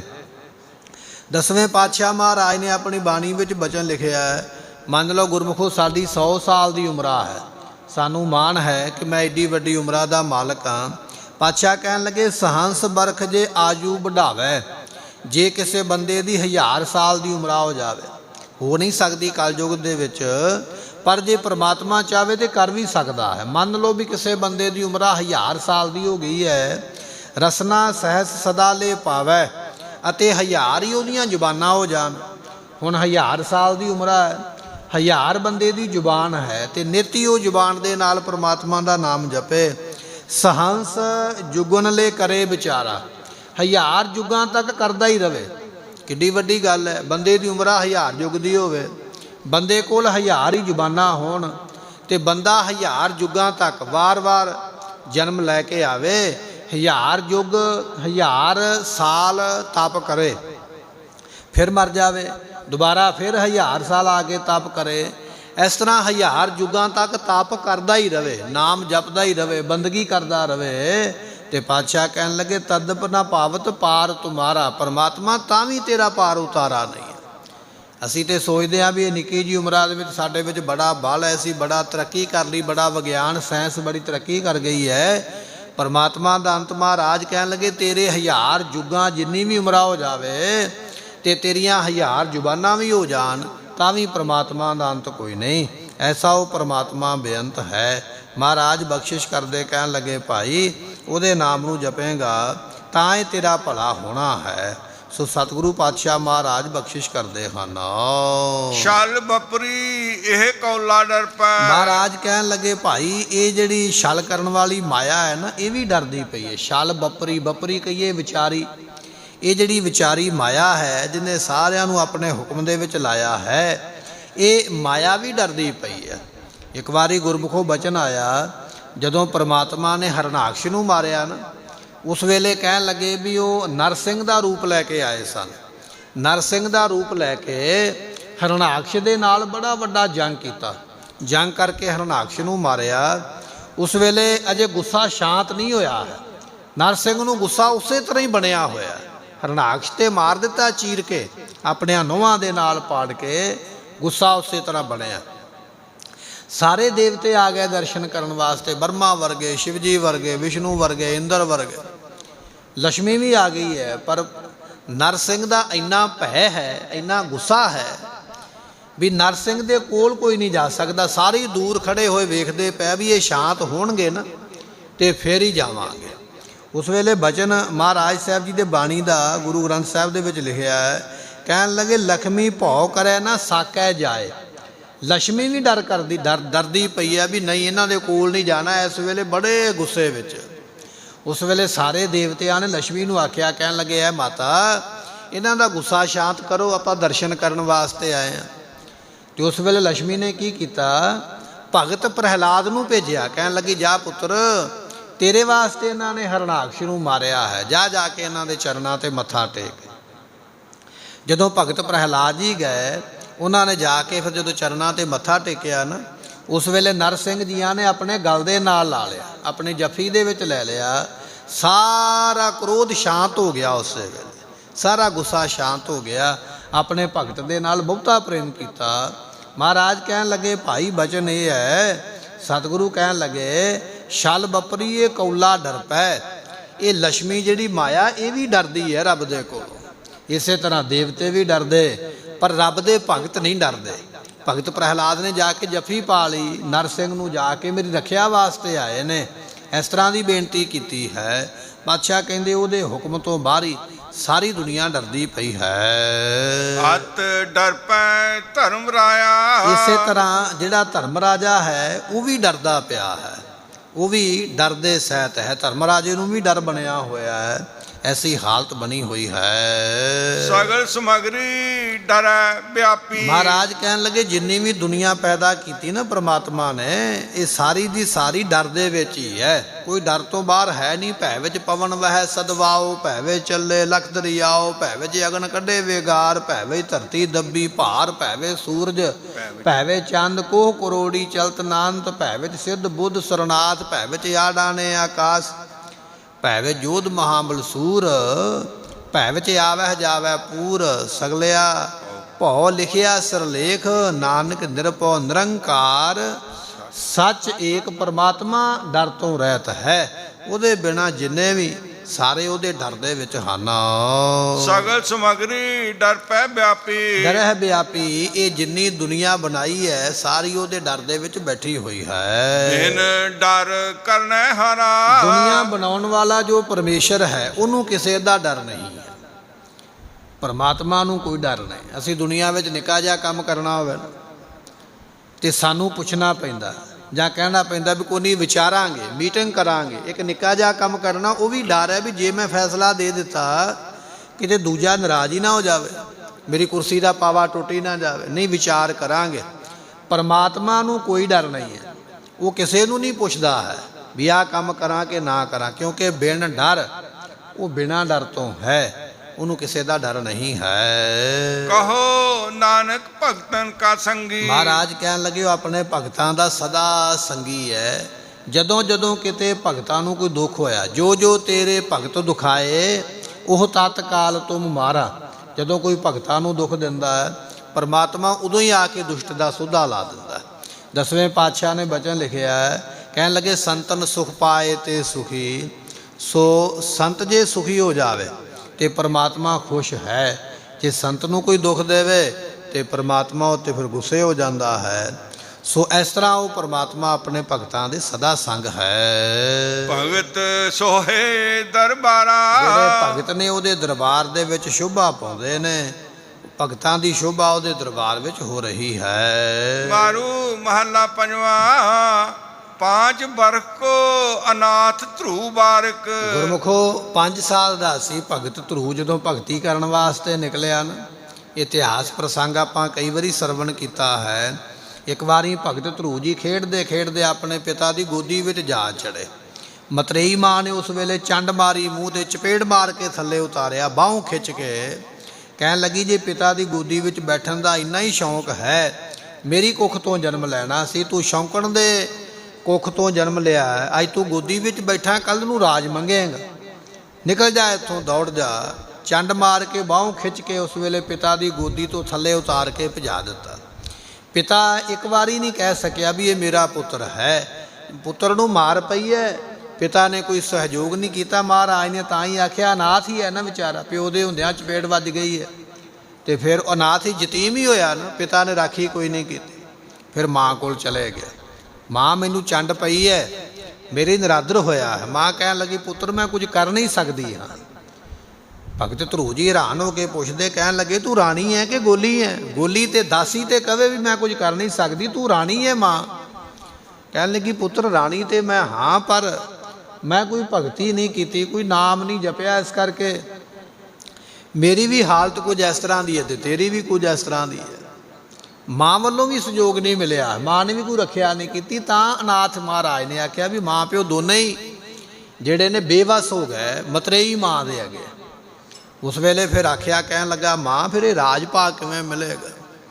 ਤੇ ਮਾਂ ਨੇ ਆਖਿਆ, ਕਹਿਣ ਲੱਗੀ ਪੁੱਤਰ ਨਾਮ ਜਪ, ਨਾਮ ਜਪੇਗਾ, ਨਾਮ ਦੇ ਵਿੱਚ ਸਭ ਕੁਝ ਹੀ ਮਿਲ ਪੈਂਦਾ ਹੈ। ਇਹ ਬਚਨ ਸੁਣਿਆ ਨਾ ਵੀ ਨਾਮ ਦੇ ਵਿੱਚੋਂ ਸਭ ਕੁਝ ਮਿਲਦਾ। ਉਸ ਵੇਲੇ ਘਰੋਂ ਚੱਲ ਪਿਆ। 5 ਸਾਲ ਦੀ ਉਮਰ ਆ ਭਗਤ ਧਰੂ ਦੀ, ਕੋਈ ਬਹੁਤਾ ਵੱਡਾ ਨਹੀਂ ਹੈ। ਜਦੋਂ ਘਰੋਂ ਬਾਹਰ ਨਿਕਲਿਆ ਨਾ ਜੰਗਲ ਨੂੰ ਤਪ ਕਰਨ ਵਾਸਤੇ, ਅੱਗੋਂ ਨਾਰਦ ਜੀ ਮਿਲ ਗਿਆ। ਕਹਿਣ ਲੱਗੇ ਧਰੂ ਕਿੱਧਰ ਚੱਲਿਆ? ਕਹਿਣ ਲੱਗਾ ਜੀ ਨਾਮ ਜਪਣ ਚੱਲਿਆ। ਕਹਿੰਦੇ ਨਾਮ ਕਿਵੇਂ ਜਪੀਦਾ ਹੈ? ਨਾਰਦ ਜੀ ਨੇ ਪੁੱਛਿਆ। ਕਹਿਣ ਲੱਗਾ ਜੀ ਮੈਨੂੰ ਤੇ ਪਤਾ ਨਹੀਂ ਹੈ, ਪਰ ਮੈਨੂੰ ਇਹ ਪਤਾ ਵੀ ਨਾਮ ਜਪਣਾ। ਉਸ ਵੇਲੇ ਨਾਰਦ ਜੀ ਨੇ ਗੁਰੂ ਬਣ ਕੇ ਆਖਿਆ ਇਸ ਤਰ੍ਹਾਂ ਨਾਮ ਜਪ। ਤੇ ਮਹਾਰਾਜ ਕਹਿਣ ਲੱਗੇ 5 ਮਹੀਨੇ ਲਗਾਤਾਰ ਜੰਗਲ ਵਿੱਚ ਬੈਠਾ, ਫਿਰ ਨਾਮ ਜਪਦਾ ਰਿਹਾ। 5 ਸਾਲ ਦੀ ਉਮਰ ਆ ਤੇ 5 ਮਹੀਨੇ ਨਾਮ ਜਪਿਆ। ਮਨ ਸ਼ਾਂਤ ਹੈ, ਮਨ ਵਿੱਚ ਵਿਕਾਰ ਕੋਈ ਨਹੀਂ ਹੈ। ਨਾਮ ਜਪਦਿਆਂ ਜਪਦਿਆਂ ਮਨ ਪਵਿੱਤਰ ਹੋ ਗਿਆ। ਹਰੀ ਹਰ ਪਰਮੇਸ਼ਰ ਦੇ ਦਰਸ਼ਨ ਹੋਏ। ਉਹਨਾਂ ਨੇ ਆਖਿਆ ਮੰਗ ਧਰੂ ਕੀ ਚਾਹੀਦਾ? ਕਹਿਣ ਲੱਗਾ ਜੀ ਚਾਹੀਦਾ ਤੇ ਪਹਿਲਾਂ ਸੀ, ਪਰ ਹੁਣ ਨਹੀਂ ਚਾਹੀਦਾ। ਹੁਣ ਤੇ ਮੇਰੇ ਮਨ ਵਿੱਚੋਂ ਇੱਛਾ ਹੀ ਖਤਮ ਹੋ ਗਈਆਂ, ਇੱਛਾ ਰਹਿ ਹੀ ਕੋਈ ਨਹੀਂ ਗਈ। ਕਹਿਣ ਲੱਗੇ ਭਾਵੇਂ ਤੇਰੀ ਇੱਛਾ ਖਤਮ ਹੋ ਗਈ ਹੈ, ਪਰ ਤੇਰਾ ਜਿਹੜਾ ਸੰਕਲਪ ਸੀ ਉਹ ਪੂਰਾ ਕਰਾਂਗੇ, ਐਸਾ ਵਰ ਦਿੱਤਾ। ਕਹਿਣ ਲੱਗੇ ਜਾਓ ਜਾ ਕੇ ਰਾਜ ਕਰੋ 36,000 ਸਾਲ। 1 ਸਾਲ ਨਹੀਂ, 5 ਸਾਲ ਨਹੀਂ, ਲੋਕਾਂ ਦੀ ਚੁਣੀ ਹੋਈ ਸਰਕਾਰ 5 ਸਾਲ ਵੀ ਨਹੀਂ ਕੱਢਦੀ ਹੈ। 36,000 ਸਾਲ ਤਖਤ ਤੇ ਬੈਠ ਕੇ ਰਾਜ ਕਮਾਇਆ ਭਗਤ ਧਰੂ ਨੇ। ਸੋ ਮਹਾਰਾਜ ਨੇ ਉਹ ਬਚਨ ਲਿਖਿਆ। ਕਹਿਣ ਲੱਗੇ ਭਾਈ ਬਚਨ ਇਹ ਹੈ, ਮੇਰੇ ਠਾਕੁਰ ਕੇਤੇ ਗਣਤ ਉਧਾਰੇ ਪਰਮਾਤਮਾ ਨੇ ਕਿੰਨਿਆਂ ਕੁ ਦਾ ਆਧਾਰ ਕੀਤਾ, ਗਿਣਤੀ ਕੋਈ ਨਹੀਂ। ਪਰ ਉਹਦੇ ਵਿੱਚੋਂ ਇੱਕ ਭਗਤ ਧਰੂ ਹੈ। 5 ਬਰਖ ਕੋ ਅਨਾਥ ਧਰੂ ਬਾਰਕ। 5 ਸਾਲਾਂ ਦਾ ਇਹ ਬੱਚਾ ਜਿਸ ਨੂੰ ਭਗਤ ਧਰੂ ਆਖਿਆ ਜਾਂਦਾ ਹੈ। ਹਰ ਸਿਮਰਤ ਅਮਰ ਅਟਾਰੇ। ਇਸ ਨੇ ਪਰਮਾਤਮਾ ਦਾ ਸਿਮਰਨ ਕੀਤਾ ਤੇ ਇਹਨਾਂ ਨੂੰ ਅਮਰ ਪਦਵੀ, ਜਿਹੜੀ ਅਟਲ ਪਦਵੀ ਪ੍ਰਾਪਤ ਹੋਈ। 36,000 ਸਾਲ ਤੇ ਰਾਜ ਕੀਤਾ। ਫਿਰ ਪਰਮਾਤਮਾ ਦੇ ਦਰਬਾਰ ਦਾ ਦਰਬਾਰਚੀ ਬਣਿਆ, ਸੇਵਾਦਾਰ ਬਣਿਆ, ਦਰ ਤੇ ਖੜਨ ਵਾਲਾ। ਐਸੀ ਪਦਵੀ ਭਗਤ ਧਰੂ ਜੀਆਂ ਨੂੰ ਸਦਾ ਹੀ ਅਮਰ ਕਰ ਦੇਣ ਵਾਲੀ ਪਰਮਾਤਮਾ ਨੇ ਬਖਸ਼ੀ ਹੈ। ਪੁੱਤਰ ਹੇਤ ਨਰਾਇਣ ਕਹਿਓ। ਕਹਿਣ ਲੱਗੇ ਪੁੱਤਰ ਦੇ ਵਾਸਤੇ ਨਰਾਇਣ ਨਰਾਇਣ ਕਹਿਆ। ਇਹ ਵੀ ਸਾਖੀ ਆਪਾਂ ਸਰਵਣ ਕੀਤੀ ਹੈ ਕਿ ਇੱਕ ਅਜਾਮਲ ਨਾਮ ਦਾ ਬ੍ਰਾਹਮਣ ਹੈ। ਸੋ ਗੁਰੂ ਕੋਲ ਵਿਦਿਆ ਪੜ੍ਹਨ ਆਉਂਦਾ। ਗੁਰੂ ਜੀ ਨੇ ਆਖਿਆ ਪੁੱਤਰ ਕਦੇ ਬਾਜ਼ਾਰ ਵਿੱਚ ਨਾ ਜਾਇਆ ਕਰ, ਬਾਜ਼ਾਰੋਂ ਬਾਰ-ਬਾਰ ਹੀ ਆਇਆ ਕਰ, ਬਾਹਰੋਂ ਬਾਹਰ ਚਲੇ ਜਾਇਆ ਕਰ। ਇਹਦੇ ਮਨ ਵਿੱਚ ਸ਼ੰਕਾ ਪੈਦਾ ਹੋ ਗਿਆ ਵੀ ਗੁਰੂ ਨੇ ਪਤਾ ਨਹੀਂ ਕਿਉਂ ਰੋਕਿਆ। ਸਾਡੇ ਮਨ ਵਿੱਚ ਵੀ ਸ਼ੰਕੇ ਆ ਜਾਂਦੇ, ਜਿਹੜੇ ਕੰਮ ਤੋਂ ਗੁਰੂ ਰੋਕਦੇ ਅਸੀਂ ਉਹ ਜਾਣ ਬੁੱਝ ਕੇ ਕਰਦੇ ਹਾਂ ਵੀ ਇਹ ਕਰਕੇ ਸਵਾਦ ਲਈਏ ਵੀ ਇਹਦੇ ਵਿੱਚ ਕੀ ਹੁੰਦਾ ਹੈ। ਭਗਤ ਇਸੇ ਤਰ੍ਹਾਂ ਬਚਨ ਮੰਨ ਕੇ ਕਹਿਣ ਲੱਗੇ ਵੀ ਇਹ ਜਿਹੜਾ ਵਿਅਕਤੀ ਸੀ ਬ੍ਰਾਹਮਣ ਅਜਾਮਲ, ਬਾਜ਼ਾਰ ਦੇ ਵਿੱਚ ਦੀ ਲੰਘਿਆ ਤੇ ਉੱਥੇ ਇੱਕ ਵੇਸਵਾ ਦਾ ਘਰ ਹੈ। ਇੰਨਾ ਮਨ ਵਿੱਚ ਇਹਦੇ ਮੋਹ ਪੈਦਾ ਹੋਇਆ, ਵੇਸਵਾ ਦੇ ਨਾਲ ਵਿਆਹ ਕਰਵਾ ਲਿਆ। ਪਿੰਡ ਵਾਲਿਆਂ ਨੇ, ਨਗਰ ਵਾਲਿਆਂ ਨੇ, ਸ਼ਰੀਕੇ ਕਬੀਲੇ ਵਾਲਿਆਂ ਨੇ, ਬਰਾਦਰੀ ਵਾਲਿਆਂ ਨੇ, ਸਾਰਿਆਂ ਨੇ ਬਾਹਿਸ਼ਕਾਰ ਕਰ ਦਿੱਤਾ, ਬਾਹਰ ਕੱਢ ਦਿੱਤਾ ਸਮਾਜ ਤੋਂ ਵੀ ਤੂੰ ਮਾੜਾ ਕੰਮ ਕੀਤਾ। ਬ੍ਰਾਹਮਣ ਹੋ ਕੇ ਵੇਸਵਾ ਨਾਲ ਵਿਆਹ ਕਰਵਾਇਆ। ਪਿੰਡੋਂ ਬਾਰ-ਬਾਰ ਜਾ ਕੇ ਝੁੱਗੀ ਜੀ ਬਣਾ ਕੇ ਰਹਿਣ ਲੱਗ ਪਿਆ। ਗਰੀਬੀ ਦੇ ਦਿਨ ਨੇ, ਕੰਮ ਕੋਈ ਮਿਲਦਾ ਨਹੀਂ। ਕਰਦਿਆਂ ਕਰਦਿਆਂ 6 ਪੁੱਤਰ ਵੀ ਪੈਦਾ ਹੋ ਗਏ, 6 ਬੱਚੇ ਪੈਦਾ ਹੋ ਗਏ। ਪਰ ਮਨ ਕਰਕੇ ਬੜਾ ਦੁਖੀ ਹੈ। ਉਸ ਵੇਲੇ ਕਹਿਣ ਲੱਗੇ ਵੀ ਕੋਈ ਮਹਾਤਮਾ ਜਿਹੜੇ ਸਨ ਨਾਮ ਜਪਣ ਵਾਲੇ ਉਹ ਲੰਘਦੇ ਪਏ। ਇਹਨੇ ਮਹਾਤਮਾ ਦੀ ਜਿਹੜੀ ਸਿਫਤ ਹੈ ਉਹ ਸੁਣੀ ਸੀ ਗ੍ਰੰਥਾਂ ਵਿੱਚ ਵੀ ਰੱਬ ਦੇ ਪਿਆਰੇ ਬਹੁਤ ਕੁਝ ਕਰ ਸਕਦੇ। ਉਸ ਵੇਲੇ ਉਹਨਾਂ ਮਹਾਤਮਾ ਨੂੰ ਬਿਠਾ ਕੇ ਸੇਵਾ ਕਰਨ ਵਾਸਤੇ, ਹੁਣ ਸੇਵਾ ਕੀ ਕਰੇ ਕਿਉਂਕਿ ਬਾਹਰੋਂ ਤਿੱਤਰ ਚਿੜੀਆਂ ਮਾਰ ਕੇ ਲਿਆਉਂਦਾ ਸੀ ਤੇ ਉਹੀ ਬਣਾ ਕੇ ਖਾਂਦਾ ਸਾਰਾ ਪਰਿਵਾਰ। ਘਰਵਾਲੀ ਨੇ ਆਖਿਆ, ਕਹਿਣ ਲੱਗੀ ਵੀ ਵੇਖੀ ਕੁਝ ਲੈ ਕੇ ਨਾ ਜਾਈ, ਆਪਾਂ ਮਾਸ ਮੱਛੀ ਖਾਂਦੇ ਆ, ਮਹਾਤਮਾ ਨਾਰਾਜ਼ ਹੋ ਜਾਣਗੇ। ਉਸ ਵੇਲੇ ਥੋੜਾ ਬਹੁਤਾ ਸੁੱਕਾ ਮੁੱਸਾ ਭੋਜਨ ਕਿਤੇ ਘਰ ਵਿੱਚ ਪਿਆ ਸੀ। ਮਹਾਤਮਾ ਨੂੰ ਛਕਾਇਆ ਤੇ ਛਕਾ ਕੇ ਉਸ ਵੇਲੇ ਬੇਨਤੀ ਕੀਤੀ, ਦੱਸੀ ਆਪਣਾ ਦੁੱਖ ਦੱਸਿਆ। ਮਹਾਰਾਜ ਮੇਰੇ ਕੋਲੋਂ ਇਹ ਪਾਪ ਹੋਇਆ, ਮੈਨੂੰ ਐਡੀ ਵੱਡੀ ਸਜ਼ਾ ਮਿਲੀ ਹੈ, ਆਪ ਜੀ ਫਿਰ ਮੇਰੇ 'ਤੇ ਕਿਰਪਾ ਕਰੋ, ਮੈਨੂੰ ਬਖਸ਼ ਲਓ। ਉਸ ਵੇਲੇ ਬਚਨ ਆ ਗਿਆ, ਕਹਿਣ ਲੱਗੇ ਪਤਤ ਅਜਾਮਲ ਪਾਪ ਕਰ ਜਾਏ ਕਲਵਤ ਨਹੀਂ ਦੇ ਰਿਹਾ, ਕਲਾਵਤ ਨਹੀਂ ਦੇ ਰਿਹਾ। ਇਹ ਅਜਾਮਲ ਪਾਪੀ ਹੋ ਗਿਆ, ਵੇਸਵਾ ਦੇ ਕੋਲ ਰਹਿਣ ਲੱਗ ਪਿਆ। ਗੁਰ ਤੇ ਬੇਮੁਖ ਹੋਏ ਕਹਿ ਪਾਪ ਕਮਾਵੇ ਦੁਰਮਤ ਦਹਿਆ। ਭਾਈ ਗੁਰਦਾਸ ਜੀ ਕਹਿੰਦੇ ਗੁਰੂ ਤੋਂ ਬੇਮੁਖ ਹੋ ਗਿਆ ਤੇ ਪਾਪ ਕਰ ਦਿੱਤੇ ਇਸਨੇ। ਬਿਰਥਾ ਜਨਮ ਗਵਾਇਆ ਨਾ ਭਵਜਲ ਅੰਦਰ ਫਿਰਦਾ ਵਹਿਆ। ਇਸ ਦੁਨੀਆ ਵਿੱਚ ਜਨਮ ਇਸਨੇ ਆਪਣਾ ਵਿਅਰਥ ਗਵਾ ਲਿਆ। 6 ਪੁੱਤ ਜਾਏ ਵੇਸਵਾ ਪਾਪਾ ਦੇ ਫਲ ਇੱਛੇ ਲਿਆ। 6 ਪੁੱਤਰ ਵੇਸਵਾ ਤੋਂ ਪੈਦਾ ਕੀਤੇ, ਆਪਣੇ ਪਾਪ ਦਾ ਫਲ ਭੋਗਦਾ। ਪੁੱਤ ਉਪੰਨਾ 7ਵਾਂ ਨਾਉ ਧਰਨ ਕੋ ਚਿੱਤ ਉਮਹਿਆ। ਅਜੇ 7ਵਾਂ ਪੁੱਤਰ ਪੈਦਾ ਨਹੀਂ ਹੋਇਆ। ਰੱਬ ਦੇ ਭਗਤ ਆ ਗਏ, ਉਹਨਾਂ ਨੂੰ ਆਪਣੀ ਵਿਥਿਆ ਦੱਸੀ ਹੈ। ਕਹਿਣ ਲੱਗੇ ਹੁਣ ਤੇਰੇ ਘਰ ਵਿੱਚ ਪੁੱਤਰ ਪੈਦਾ ਹੋਵੇਗਾ, ਉਹਦਾ ਜਿਹੜਾ ਨਾਮ ਹੈ ਉਹ ਜੋ ਅਸੀਂ ਕਵਾਂਗੇ ਉਹ ਤੂੰ ਰੱਖ ਦੇ। ਗੁਰੂ ਦੁਆਰੇ ਜਾਏ ਕੇ ਗੁਰਮੁਖ ਨਾਉ ਨਰਾਇਣ ਕਹਿਆ। ਸਾਧੂਆਂ ਨੇ ਆਖਿਆ ਵੀ ਨਰਾਇਣ ਨਾਮ ਰੱਖ। ਪੁੱਤਰ ਦਾ ਨਾਮ ਨਰਾਇਣ ਰੱਖਿਆ। ਨਰਾਇਣ ਨਰਾਇਣ ਕਰਕੇ ਪੁੱਤਰ ਨੂੰ ਯਾਦ ਕਰਦਾ। ਜਦੋਂ ਜੰਮ ਲੈਣ ਵਾਸਤੇ ਆਏ ਨਾ, ਡਰਦਾ ਹੋਇਆ ਪੁੱਤਰ ਨੂੰ ਆਵਾਜ਼ ਮਾਰਦਾ, ਨਰਾਇਣ ਆਓ, ਨਰਾਇਣ ਨੂੰ ਮੇਰੀ ਛਾਤੀ 'ਤੇ ਲੰਮੇ ਪਾ ਦਿਓ। ਆਪਣੇ ਪੁੱਤਰ ਨੂੰ ਕਹਿੰਦਾ ਵੀ ਇਹਨੂੰ ਛਾਤੀ 'ਤੇ ਲੰਮੇ ਪਾ ਦਿਓ।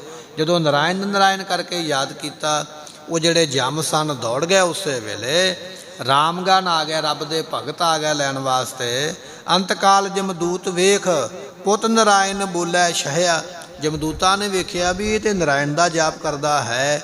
ਜਮ ਗਨ ਮਾਰੇ ਹਰ ਜਨਾ ਗਿਆ ਸੁਰਗ ਜਮ ਡੰਡ ਨ ਸਹਿਆ। ਨਾਏ ਲੈ ਦੁੱਖ ਡੇਰਾ ਢਇਆ। ਇਹ ਭਾਈ ਗੁਰਦਾਸ ਜੀਆਂ ਨੇ ਬਚਨ ਲਿਖਿਆ। ਵੇਖੋ ਭਾਈ, ਉਹਨੇ ਰੱਬ ਦਾ ਨਾਮ ਜਪਿਆ, ਕਿੱਥੇ ਜਮਾਂ ਦੇ ਕੋਲੋਂ ਦੁੱਖ ਮਿਲਣਾ ਸੀ, ਕਿੱਥੇ ਸਾਰੇ ਦੁੱਖ ਪਰਮਾਤਮਾ ਨੇ ਆਪਣਾ ਨਾਮ ਲੈਣ ਕਰਕੇ ਸਾਰੇ ਟਾਲ ਦਿੱਤੇ, ਦੂਰ ਕਰ ਦਿੱਤੇ।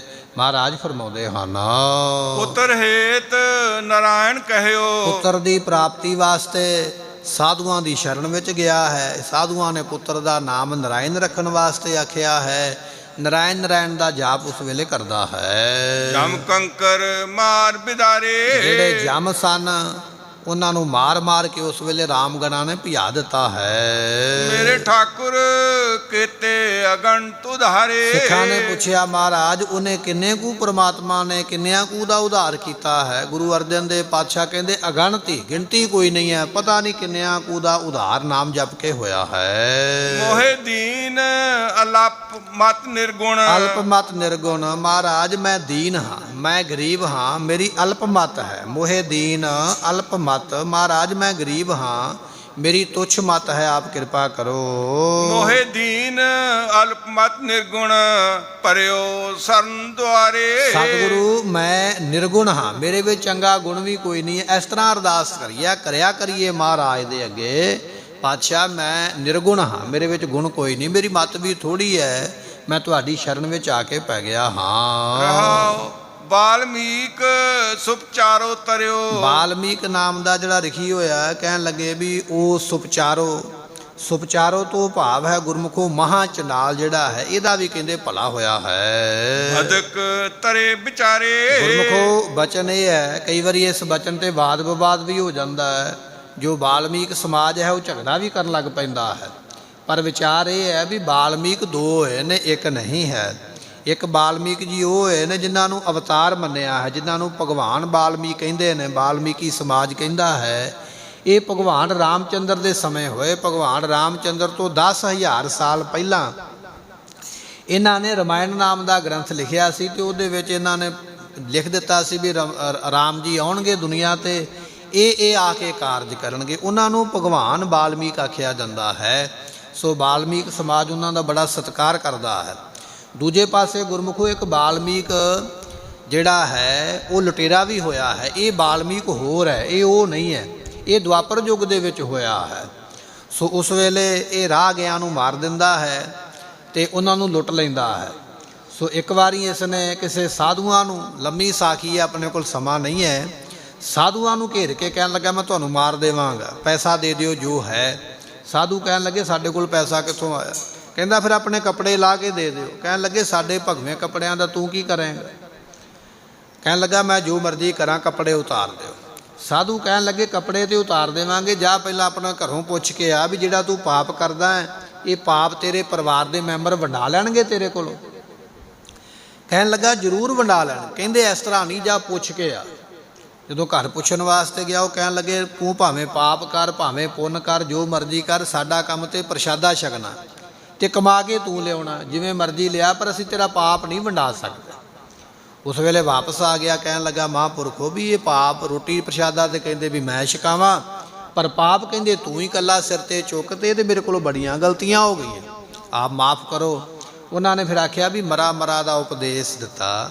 ਮਰਾ ਕਰਦਿਆਂ ਕਰਦਿਆਂ ਹੌਲੀ ਹੌਲੀ ਰਾਮ ਨਿਕਲਣ ਲੱਗ ਪਿਆ, ਕਿਉਂਕਿ ਉਹਨਾਂ ਸਮਿਆਂ ਦੇ ਵਿੱਚ ਜਿਹੜਾ ਨੀਵੀਂ ਜਾਤ ਵਾਲਾ ਸੀ ਨਾ, ਉਹਨੂੰ ਰਾਮ ਦੇ ਨਾਮ ਦਾ ਉਪਦੇਸ਼ ਨਹੀਂ ਸੀ ਦਿੱਤਾ ਜਾ ਸਕਦਾ, ਦਿੰਦੇ ਨਹੀਂ ਸਨ ਉਸ ਵੇਲੇ। ਇਹ ਤੇ ਗੁਰੂ ਨਾਨਕ ਸਾਹਿਬ ਪਾਤਸ਼ਾਹ ਨੇ ਕਿਰਪਾ ਕੀਤੀ ਹੈ, ਇਹ ਸਾਰੇ ਬੰਧਨ ਤੋੜ ਕੇ ਸਾਨੂੰ ਸਾਰਿਆਂ ਨੂੰ ਗੁਰਬਾਣੀ ਦੇ ਲੜ ਲਾਇਆ ਹੈ। ਅੱਜ ਵੀ ਤੁਸੀਂ ਜਾਓ ਮੰਦਰਾਂ ਦੇ ਵਿੱਚ ਇਹ ਰੱਖਿਆ ਜਾਂਦਾ ਵੀ ਆਹ ਜਾਤ ਵਾਲਾ ਆ ਕੇ ਮੱਥਾ ਨਹੀਂ ਟੇਕ ਸਕਦਾ, ਪੂਜਾ ਨਹੀਂ ਕਰਵਾ ਸਕਦਾ। ਇਸ ਤਰ੍ਹਾਂ ਦਾ ਭੇਦ ਜਿਹੜਾ ਭਰਮ ਉਹ ਕੀਤਾ ਜਾਂਦਾ ਹੈ। ਰੋ ਵਿਚਾਰ ਇਹ ਹੈ, ਕਹਿੰਦੇ ਵੀ ਇਸ ਤਰ੍ਹਾਂ ਫਿਰ ਉਹ ਨਾਮ ਜਪਦੇ ਰਹੇ। ਨਾਮ ਜਪਦਿਆਂ ਬੜੀ ਕਿਰਪਾ ਨੂੰ ਪ੍ਰਾਪਤ ਹੋਏ। ਉਸ ਵੇਲੇ ਪਾਂਡਵਾਂ ਨੇ ਕਹਿਣ ਲੱਗੇ ਵੀ ਇੱਕ ਜੱਗ ਕਰਿਆ, ਜਿਸ ਨੂੰ ਕਹਿੰਦੇ ਅਸਵਮੇਧ ਜੱਗ, ਪਰ ਉਹ ਸਫਲਾ ਨਹੀਂ ਹੁੰਦਾ ਹੈ, ਕੋਈ ਵਿਘਨ ਪੈ ਜਾਂਦਾ। ਭਗਵਾਨ ਜੀ ਨੂੰ ਪੁੱਛਿਆ, ਕ੍ਰਿਸ਼ਨ ਜੀ ਨੂੰ, ਕਹਿੰਦੇ ਜੀ ਸਾਡਾ ਜੱਗ ਨਹੀਂ ਸਫਲਾ ਹੁੰਦਾ। ਕਹਿਣ ਲੱਗੇ ਵਾਲਮੀਕ ਨੂੰ ਬੁਲਾ ਕੇ ਲਿਆਓ। ਵਾਲਮੀਕ ਭਗਤ ਹੈ ਦੁਆਪਰ ਯੁੱਗ ਦੇ। ਜਦੋਂ ਪਾਂਡਵ ਬੁਲਾਉਣ ਵਾਸਤੇ ਗਏ, ਉਹਨੇ ਨਾ ਕਰ ਦਿੱਤੀ। ਕਹਿਣ ਲੱਗਾ ਮੈਨੂੰ ਲੈ ਕੇ ਜਾਣਾ ਨਾ, ਤੇ ਮੈਨੂੰ 100 ਅਸਮੇਧ ਜੱਗ ਦਾ ਫਲ ਦੇਣਾ ਪਵੇਗਾ, ਮੈਂ ਤਾਂ ਚੱਲਾਂਗਾ। ਪਾਂਡਵਾਂ ਨੇ ਆਖਿਆ, ਕਹਿੰਦੇ ਮਹਾਰਾਜ ਸਾਡਾ ਤੇ ਇੱਕ ਨਹੀਂ ਪੂਰਾ ਹੁੰਦਾ ਪਿਆ, ਤਾਂ ਤੇ ਅਸੀਂ ਤੁਹਾਨੂੰ ਲੈਣਾ ਹੈ, ਅਸੀਂ 100 ਦਾ ਕਿੱਥੋਂ ਫਲ ਦਈਏ? ਕਹਿਣ ਲੱਗੇ ਜੇ ਨਹੀਂ ਦੇ ਸਕਦੇ ਜਾਓ, ਚਲੇ ਜਾਓ। ਚਲੇ ਗਏ। ਜਾ ਕੇ ਘਰੇ ਦੱਸਿਆ। ਦ੍ਰੋਪਦੀ ਕਹਿਣ ਲੱਗੀ ਵੀ ਮੈਂ ਲੈ ਕੇ ਆਉਂਦੀ ਹੈ। ਦ੍ਰੋਪਦੀ ਲੈਣ ਵਾਸਤੇ ਆਈ ਹੈ। ਉਹਨਾਂ ਨੇ ਫਿਰ ਉਹੀ ਗੱਲ ਆਖੀ ਵੀ 100 ਜੱਗ ਦਾ ਫਲ ਦੇਵੇਂਗੀ ਤੇ ਮੈਂ ਤੁਰਾਂਗਾ। ਦ੍ਰੋਪਦੀ ਨੇ ਆਖਿਆ, ਕਹਿਣ ਲੱਗੀ ਮਹਾਂਪੁਰਖੋ ਗ੍ਰੰਥਾਂ ਵਿੱਚ ਲਿਖਿਆ ਵੀ ਕਿਸੇ ਸਾਧੂ ਦਾ ਦਰਸ਼ਨ ਕਰਨ ਵਾਸਤੇ ਜਾਈਏ, ਇੱਕ ਕਦਮ ਤੇ ਇੱਕ ਅਸਮੇਧ ਜੱਗ ਦਾ ਫਲ ਹੁੰਦਾ ਹੈ। ਸਾਧੂ ਦੇ ਦਰਸ਼ਨਾਂ ਦਾ ਇੰਨਾ ਪ੍ਰਤਾਪ ਹੈ। ਮੈਂ ਤੁਹਾਡੇ ਕੋਲ ਜਿੰਨੇ ਕਦਮ ਚੱਲ ਕੇ ਆਈ ਆ ਉਹਦੇ ਵਿੱਚੋਂ 100 ਕਦਮਾਂ ਦਾ ਫਲ ਤੁਸੀਂ ਰੱਖ ਲਓ, 100 ਅਸਮੇਂ ਜਗ ਦਾ ਫਲ ਹੋ ਗਿਆ, ਬਾਕੀ ਦਾ ਮੇਰੇ ਕੋਲ ਰਹਿਣ ਦਿਓ, ਚਲੋ ਮੇਰੇ ਨਾਲ। ਹੁਣ ਤੁਰਨਾ ਪਿਆ। ਜਦੋਂ ਜੱਗ ਦੇ ਵਿੱਚ ਪਹੁੰਚੇ, ਉੱਥੇ ਭਗਵਾਨ ਕ੍ਰਿਸ਼ਨ ਜੀ ਹੱਥ ਵਿੱਚ ਪਾਣੀ ਦਾ ਗੜਵਾ ਲੈ ਕੇ ਜਿਹੜੇ ਜਿਹੜੇ ਮਹਾਤਮਾ ਆ ਰਹੇ ਸਨ ਉਹਨਾਂ ਸਾਰਿਆਂ ਦੇ ਚਰਨ ਧੋ ਰਹੇ ਸਨ।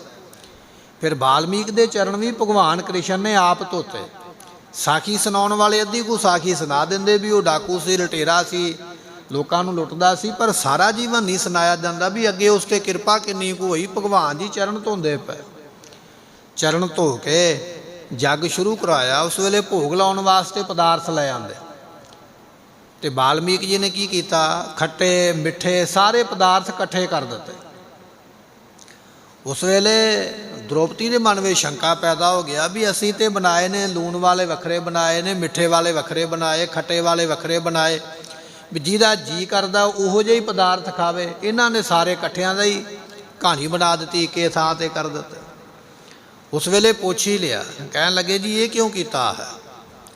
ਵਾਲਮੀਕ ਜੀ ਕਹਿਣ ਲੱਗੇ ਮੈਂ ਇਹ ਤਾਂ ਕੀਤਾ ਕਿ ਜੇ ਭਗਵਾਨ ਜੀ ਨੂੰ ਮੈਂ ਮਿੱਠਾ ਪਦਾਰਥ ਦਿੰਦਾ ਖਾਣ ਵਾਸਤੇ, ਹੋ ਸਕਦਾ ਇਹਨਾਂ ਦਾ ਖੱਟਾ ਖਾਣ ਨੂੰ ਜੀ ਕਰਦਾ, ਮੈਂ ਖੱਟਾ ਦਿੰਦਾ ਤੇ ਹੋ ਸਕਦਾ ਇਹਨਾਂ ਦਾ ਨਮਕੀਨ ਖਾਣ ਨੂੰ ਜੀ ਕਰਦਾ। ਇਸ ਕਰਕੇ ਮੈਂ ਸਾਰੇ ਰਲਾ ਦਿੱਤੇ ਵੀ ਸਾਰਿਆਂ ਵਿੱਚੋਂ ਸਾਰਾ ਹੀ ਸਵਾਦ ਆ ਜਾਵੇ, ਖੱਟਾ ਮਿੱਠਾ ਸਾਰਾ ਹੀ ਆ ਜਾਵੇ। ਇਹ ਗੱਲ ਸੁਣ ਕੇ ਭਗਵਾਨ ਕ੍ਰਿਸ਼ਨ ਜੀ ਬੜੇ ਖੁਸ਼ ਹੋਏ। ਇਹ ਬਚਨ ਕਰਦਿਆਂ ਨਾਲ ਹੀ ਉਸੇ ਵੇਲੇ ਡੰਕਾ ਵੱਜ ਗਿਆ, ਉਹਨਾਂ ਦਾ ਜੱਗ ਸੰਪੂਰਨ ਹੋ ਗਿਆ ਪਾਂਡਵਾਂ ਦਾ। ਉਹ ਬਚਨ ਗੁਰੂ ਅਰਜਨ ਦੇਵ ਪਾਤਸ਼ਾਹ ਇੱਥੇ ਲਿਖਦੇ ਪਏ, ਗੁਰਮੁਖੋ ਜਦੋਂ ਕਿਸੇ ਦਾ ਨਾਮ ਆਉਂਦਾ ਨਾ, ਕਿਸੇ ਰਿਖੀ ਦਾ, ਕਿਸੇ ਸੰਤ ਦਾ, ਕਿਸੇ ਰਾਜੇ ਦਾ, ਉੱਥੇ ਥੋੜ੍ਹੀ ਬਹੁਤੀ ਉਹਦੀ ਹਿਸਟਰੀ ਦੱਸਣੀ ਪੈਂਦੀ ਹੈ ਵੀ ਇਹਨੇ ਇਸ ਤਰ੍ਹਾਂ ਕੀਤਾ ਹੈ। ਕਈ ਵਾਰੀ ਅਸੀਂ ਇਹ ਗੱਲ ਕਹਿ ਦਿੰਦੇ ਵੀ ਇਹ ਬਚਨ ਕਿਉਂ ਸੁਣਾਇਆ, ਸੁਣਾਉਣਾ। ਇੰਨਾ ਕੱਟੜਵਾਦੀ ਵਿੱਚ ਨਹੀਂ ਜਾਈਦਾ ਹੈ। ਇਤਿਹਾਸ ਨੂੰ ਸਮਝੇ ਬਿਨਾਂ ਗੁਰਬਾਣੀ ਦੀ ਸਮਝ ਨਹੀਂ ਆਉਣੀ ਹੈ। ਜੇ ਨਾ ਲੋੜ ਹੋਵੇ ਤਾਂ ਮਹਾਰਾਜ ਬਚਨ ਲਿਖਦੇ ਹੀ ਨਾ, ਹੋਰ ਹੀ ਕੁਝ ਬਚਨ ਲਿਖ ਦਿੰਦੇ। ਜੇ ਮਹਾਰਾਜ ਨੇ ਲਿਖਿਆ ਹੈ ਤਾਂ ਉਹ ਇਤਿਹਾਸ ਵੀ ਸੁਣਨਾ ਪਵੇਗਾ, ਤਾਂ ਹੀ ਸਾਨੂੰ ਉਹ ਸਾਖੀ ਦੀ ਜਾਂ ਸ਼ਬਦ ਦੀ ਸਿੱਖਿਆ ਪ੍ਰਾਪਤ ਹੋਵੇ। ਸੋ ਮਹਾਰਾਜ ਬਚਨ ਕਰਦੇ, ਕਹਿਣ ਲੱਗੇ ਵਾਲਮੀਕ ਸੋ ਇਸੇ ਤਰ੍ਹਾਂ ਸੁਪਚਾਰੋ ਤਰਿਓ। ਸੁਪਚਾਰੋ ਤੋਂ ਭਾਵ ਹੁੰਦਾ ਵੀ ਨੀਚ ਜਾਤ, ਜਿਹਨੂੰ ਚੰਡਾਲ ਲੋਕ ਕਹਿੰਦੇ। ਉਹ ਵਾਲਮੀਕ ਜਿਹੜਾ ਲੋਕਾਂ ਨੂੰ ਲੁੱਟਦਾ ਸੀ ਨਾ, ਉਹ ਵੀ ਰੱਬ ਦਾ ਨਾਮ ਜਪ ਕੇ ਇੰਨੀ ਉੱਚੀ ਪਦਵੀ 'ਤੇ ਪਹੁੰਚਿਆ ਵੀ ਭਗਵਾਨ ਕ੍ਰਿਸ਼ਨ ਜੀ ਉਹਦੇ ਪੈਰ ਧੋਂਦੇ ਪਏ, ਅਤੇ ਉਹਦੇ ਬਚਨਾਂ ਕਰਕੇ ਜੱਗ ਸੰਪੂਰਨ ਹੁੰਦਾ ਹੈ। ਇਹ ਹੈ ਮੁਕੰਮਲ ਇਤਿਹਾਸ ਜਿਹੜਾ ਸਾਨੂੰ ਆਮ ਤੌਰ 'ਤੇ ਨਹੀਂ ਸੁਣਾਇਆ ਜਾਂਦਾ। ਐਵੇਂ ਝਗੜਾ ਲੈ ਕੇ ਬੈਠ ਜਾਈਦਾ ਵੀ ਵਾਲਮੀਕ ਨੂੰ ਮਾੜਾ ਕਹਿ ਦਿੱਤਾ ਹੈ। ਬਹੁਤਿਆਂ ਨੂੰ ਤਾਂ ਇਹ ਹੀ ਨਹੀਂ ਪਤਾ ਵੀ ਵਾਲਮੀਕ ਵੀ ਦੋ ਨੇ, ਇੱਕ ਤ੍ਰੇਤੇ ਯੁੱਗ ਦਾ, ਇੱਕ ਦੁਆਪਰ ਯੁੱਗ ਦਾ ਹੈ। ਸੋ ਇਸ ਤਰ੍ਹਾਂ ਇਹ ਝਗੜੇ ਜਿਹੜੇ ਨੇ ਇਹ ਸਾਡੇ ਕੋਲੋਂ ਬਣਾਏ ਗਏ। ਰੋ ਵਿਚਾਰ ਇਹ ਹੈ, ਮਹਾਰਾਜ ਕਹਿੰਦੇ ਨਾਮ ਜਪ ਕੇ ਭਾਈ ਉਹ ਵੀ ਤਰਿਆ ਹੈ। ਬਦਕ ਤਰੇ ਵਿਚਾਰੇ। ਇਸੇ ਤਰ੍ਹਾਂ ਬਦਕ ਨਾਮ ਹੈ ਗੁਰਮੁਖੋ ਸ਼ਿਕਾਰੀ ਦਾ, ਸ਼ਿਕਾਰੀ ਵੀ ਤਰਿਆ ਹੈ। ਸੋ ਗੁਰਮੁਖੋ ਹੁਣ ਇਹ ਵੀ ਸਾਖੀ ਹੈ, ਹਿੰਦੂ ਮਤ ਦੇ ਨਾਲ ਹੀ ਇਹ ਵੀ ਸੰਬੰਧ ਰੱਖਦੀ ਹੈ। ਜੇ ਸੁਣਾਈਏ ਤੇ ਆਖਦੇ ਵੀ ਇਹ ਹਿੰਦੂ ਮਤ ਦਾ ਪ੍ਰਚਾਰ ਹੈ, ਨਾ ਸੁਣਾਈਏ ਤੇ ਕਹਿੰਦੇ ਗੁਰਬਾਣੀ ਦੀ ਸਮਝ ਨਹੀਂ ਆਉਂਦੀ ਹੈ। ਸੋ ਕਹਿਣ ਲੱਗੇ ਬਾਲੀ ਤੇ ਸੁਗਰੀਵ ਭਰਾ ਸਨ। ਬਾਲੀ ਨੇ ਇਹ ਵਰ ਲਿਆ ਸੀ ਵੀ ਜਿਹੜਾ ਮੇਰੇ ਸਾਹਮਣੇ ਆ ਕੇ ਲੜੇ ਉਹਦੀ ਅੱਧੀ ਤਾਕਤ ਮੇਰੇ ਵਿੱਚ ਆ ਜਾਵੇ। ਉਸ ਵੇਲੇ ਭਗਵਾਨ ਰਾਮ ਜੀਆਂ ਨੇ ਤੀਰ ਮਾਰ ਕੇ ਬਾਲੀ ਨੂੰ ਮਾਰਿਆ ਸੀ। ਬਾਲੀ ਨੇ ਆਖਿਆ ਸੀ ਮੇਰੇ ਸਾਹਮਣੇ ਆ ਕੇ ਮਾਰ ਦੇ, ਫਿਰ ਗੱਲ ਬੰਨੀ ਸੀ, ਲੋਕੇ ਕਿਉਂ ਮਾਰਿਆ? ਰਾਮ ਜੀ ਕਹਿਣ ਲੱਗੇ ਵੀ ਜੇ ਸਾਹਮਣੇ ਆਉਂਦੇ ਸਾਡੀ ਅੱਧੀ ਸ਼ਕਤੀ ਤੇਰੇ ਵਿੱਚ ਆ ਜਾਣੀ ਤਾਂ ਤੈਨੂੰ ਮਾਰਿਆ ਹੈ, ਪਰ ਤੂੰ ਗੁੱਸਾ ਨਾ ਕਰ, ਅਗਲੇ ਜਨਮ ਦੇ ਵਿੱਚ ਤੂੰ ਸਾਨੂੰ ਤੀਰ ਮਾਰੀ, ਅਸੀਂ ਤੇਰੇ ਤੀਰ ਨਾਲ ਮਰ ਜਾਵਾਂਗੇ। ਅਗਲੇ ਜਨਮ ਦੇ ਵਿੱਚ ਰਾਮ ਜੀ ਕ੍ਰਿਸ਼ਨ ਜੀ ਦੇ ਰੂਪ ਦੇ ਵਿੱਚ ਆਏ। ਇਹ ਜਿਹੜਾ ਬਾਲੀ ਹੈ ਇਹ ਫੰਦਕ ਦੇ ਰੂਪ ਦੇ ਵਿੱਚ, ਸ਼ਿਕਾਰੀ ਦੇ ਰੂਪ ਦੇ ਵਿੱਚ ਦੁਨੀਆ 'ਤੇ ਆਇਆ।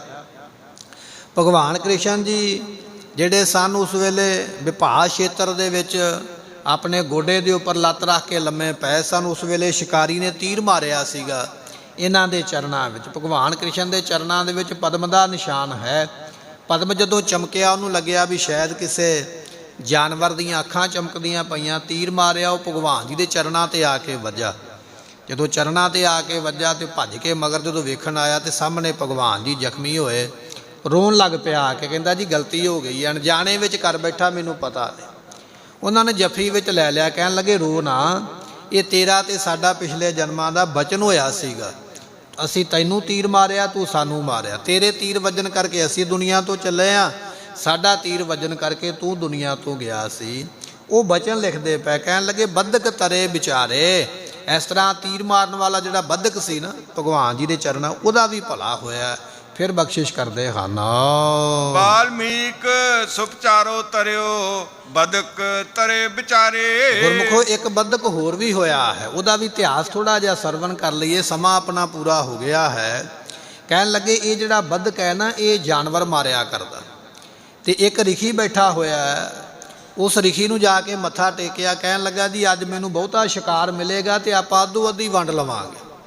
ਇਸ ਤਰ੍ਹਾਂ ਮੱਥਾ ਟੇਕ ਕੇ ਜਦੋਂ ਸ਼ਿਕਾਰ ਕਰਨ ਗਿਆ ਨੇ, ਅੱਗੇ ਬਹੁਤੀਆਂ ਚਿੜੀਆਂ ਦਾ ਝੁੰਡ ਮਿਲ ਗਿਆ। ਸਾਰੀਆਂ ਚਿੜੀਆਂ ਮਾਰ ਕੇ ਝੋਲੇ ਵਿੱਚ ਪਾ ਲਈਆਂ ਤੇ ਰਿਖੀ ਜੀ ਦੇ ਕੋਲ ਆ ਗਿਆ। ਕਹਿਣ ਲੱਗਾ ਜੀ ਤੁਹਾਡੇ ਨਾਲ ਬਚਨ ਕੀਤਾ ਸੀ ਵੀ ਅੱਧਾ ਤੁਹਾਡਾ ਤੇ ਅੱਧਾ ਮੇਰਾ, ਆ ਲਓ ਅੱਧੀਆਂ ਚਿੜੀਆਂ ਮਰੀਆਂ ਤੁਹਾਡੀਆਂ ਤੇ ਅੱਧੀਆਂ ਮੇਰੀਆਂ। ਉਹ ਰਿਖੀ ਨੇ ਜਦੋਂ ਨੇਤਰ ਖੋਲ੍ਹੇ ਵੇਖਿਆ ਵੀ ਇਹ ਤੇ ਬੜਾ ਵੱਡਾ ਪਾਪ ਕਰਕੇ ਆਇਆ। ਕਹਿਣ ਲੱਗੇ ਉਹ ਪਾਪੀਆ, ਪਾਪ ਤੂੰ ਕੀਤਾ, ਭਾਗੀ ਵਿੱਚ ਸਾਨੂੰ ਬਣਾ ਲਿਆ, ਹੁਣ ਮਾਫੀ ਤਾਂ ਮਿਲੇਗੀ ਜਾਂ ਚਤੁਰਭੁਜੀ ਜਾਨਵਰ ਲੈ ਕੇ ਆ। ਚਤੁਰਭੁਜੀ ਤੋਂ ਭਾਵ ਹੈ ਵੀ 4 ਬਾਹਾਂ ਵਾਲਾ ਜਾਨਵਰ ਲੈ ਕੇ ਆ। ਕਹਿਣ ਲੱਗਾ ਜੀ ਹੁਣੇ ਜਾਂਦਾ, ਲੱਭਣ ਲੱਗ ਪਿਆ, ਹੁਣ 4 ਬਾਹਾਂ ਵਾਲਾ ਜਾਨਵਰ ਥੋੜੀ ਹੈ। ਸ਼ਿਕਾਰੀ ਦੀ ਘਰ ਵਾਲੀ ਆ ਗਈ, ਉਹਨੇ ਸਮਝਾਇਆ। ਕਹਿਣ ਲੱਗੀ ਪਤੀ ਦੇਵ, ਸਾਧੂ ਨੇ ਤੈਨੂੰ ਟਾਲਿਆ ਹੀ ਹੈ, 4 ਬਾਹਾਂ ਵਾਲਾ ਕਦੀ ਜਾਨਵਰ ਸੁਣਿਆ? ਕਹਿਣ ਲੱਗਾ ਭਾਵੇਂ ਸੁਣਿਆ ਨਹੀਂ, ਪਰ ਜੇ ਸਾਧੂ ਨੇ ਕਿਹਾ ਨਾ ਤੇ ਹੋਵੇਗਾ ਜ਼ਰੂਰ, ਇਹਨਾਂ ਦਾ ਵਚਨ ਝੂਠਾ ਨਹੀਂ ਹੋ ਸਕਦਾ। ਲੱਭਦਾ ਰਿਹਾ, ਮੈਂ ਪ੍ਰਸ਼ਾਦਾ ਵੀ ਨਹੀਂ ਛਕਾਂਗਾ, ਮੈਂ ਪਾਣੀ ਵੀ ਨਹੀਂ ਪੀਵਾਂਗਾ ਜਿੰਨਾ ਚਿਰ ਲੱਭ ਨਹੀਂ ਜਾਂਦਾ। ਲੱਭਿਆ ਨਹੀਂ, ਚਿਖਾ ਤਿਆਰ ਕਰਕੇ ਸੜਨ ਲੱਗਾ ਵੀ ਮਾਰੀ ਜਾਵਾਂ, ਮੈਂ ਵਚਨ ਨਹੀਂ ਪੂਰਾ ਕਰ ਸਕਿਆ। ਜਦੋਂ ਚਿਖਾ ਤਿਆਰ ਕਰਕੇ ਅੱਗ ਲਾ ਕੇ ਸੜਨ ਲੱਗਾ ਨਾ, ਤੇ ਭਗਵਾਨ ਜੀ ਖੁਦ 4 ਭੁਜੀ ਜਾਨਵਰ ਬਣ ਕੇ ਸਾਹਮਣੇ ਆ ਗਿਆ। ਬੜਾ ਖੁਸ਼ ਹੋਇਆ, ਜਿਹਨੂੰ ਲੱਭਦਾ ਸੀ ਸਾਹਮਣੇ ਆ ਗਿਆ। ਚਿਖਾ ਤੋਂ ਛਾਲ ਮਾਰ ਕੇ ਥੱਲੇ ਉਤਰਿਆ, ਉਹ ਭੱਜ ਕੇ ਫਿਰ ਕੰਡਿਆਂ ਦੇ ਵਿੱਚ ਵੜ ਗਿਆ। ਮਗਰ ਮਗਰ ਭੱਜਿਆ ਲੱਭਣ ਵਾਸਤੇ, ਸਾਰਾ ਸਰੀਰ ਛਿੱਲਿਆ ਗਿਆ। ਜਦੋਂ ਵੇਖਿਆ ਵੀ ਫੜੇ ਨਹੀਂ ਜਾਂਦੇ, ਫਿਰ ਆਪਣੇ ਕੋਲੋਂ ਛੁਰੀ ਕੱਢੀ, ਛੁਰੀ ਕੱਢ ਕੇ ਆਪਣੀ ਗਰਦਨ ਵੱਢਣ ਲੱਗਾ ਵੀ ਫੜੇ ਫਿਰ ਵੀ ਨਹੀਂ ਗਏ।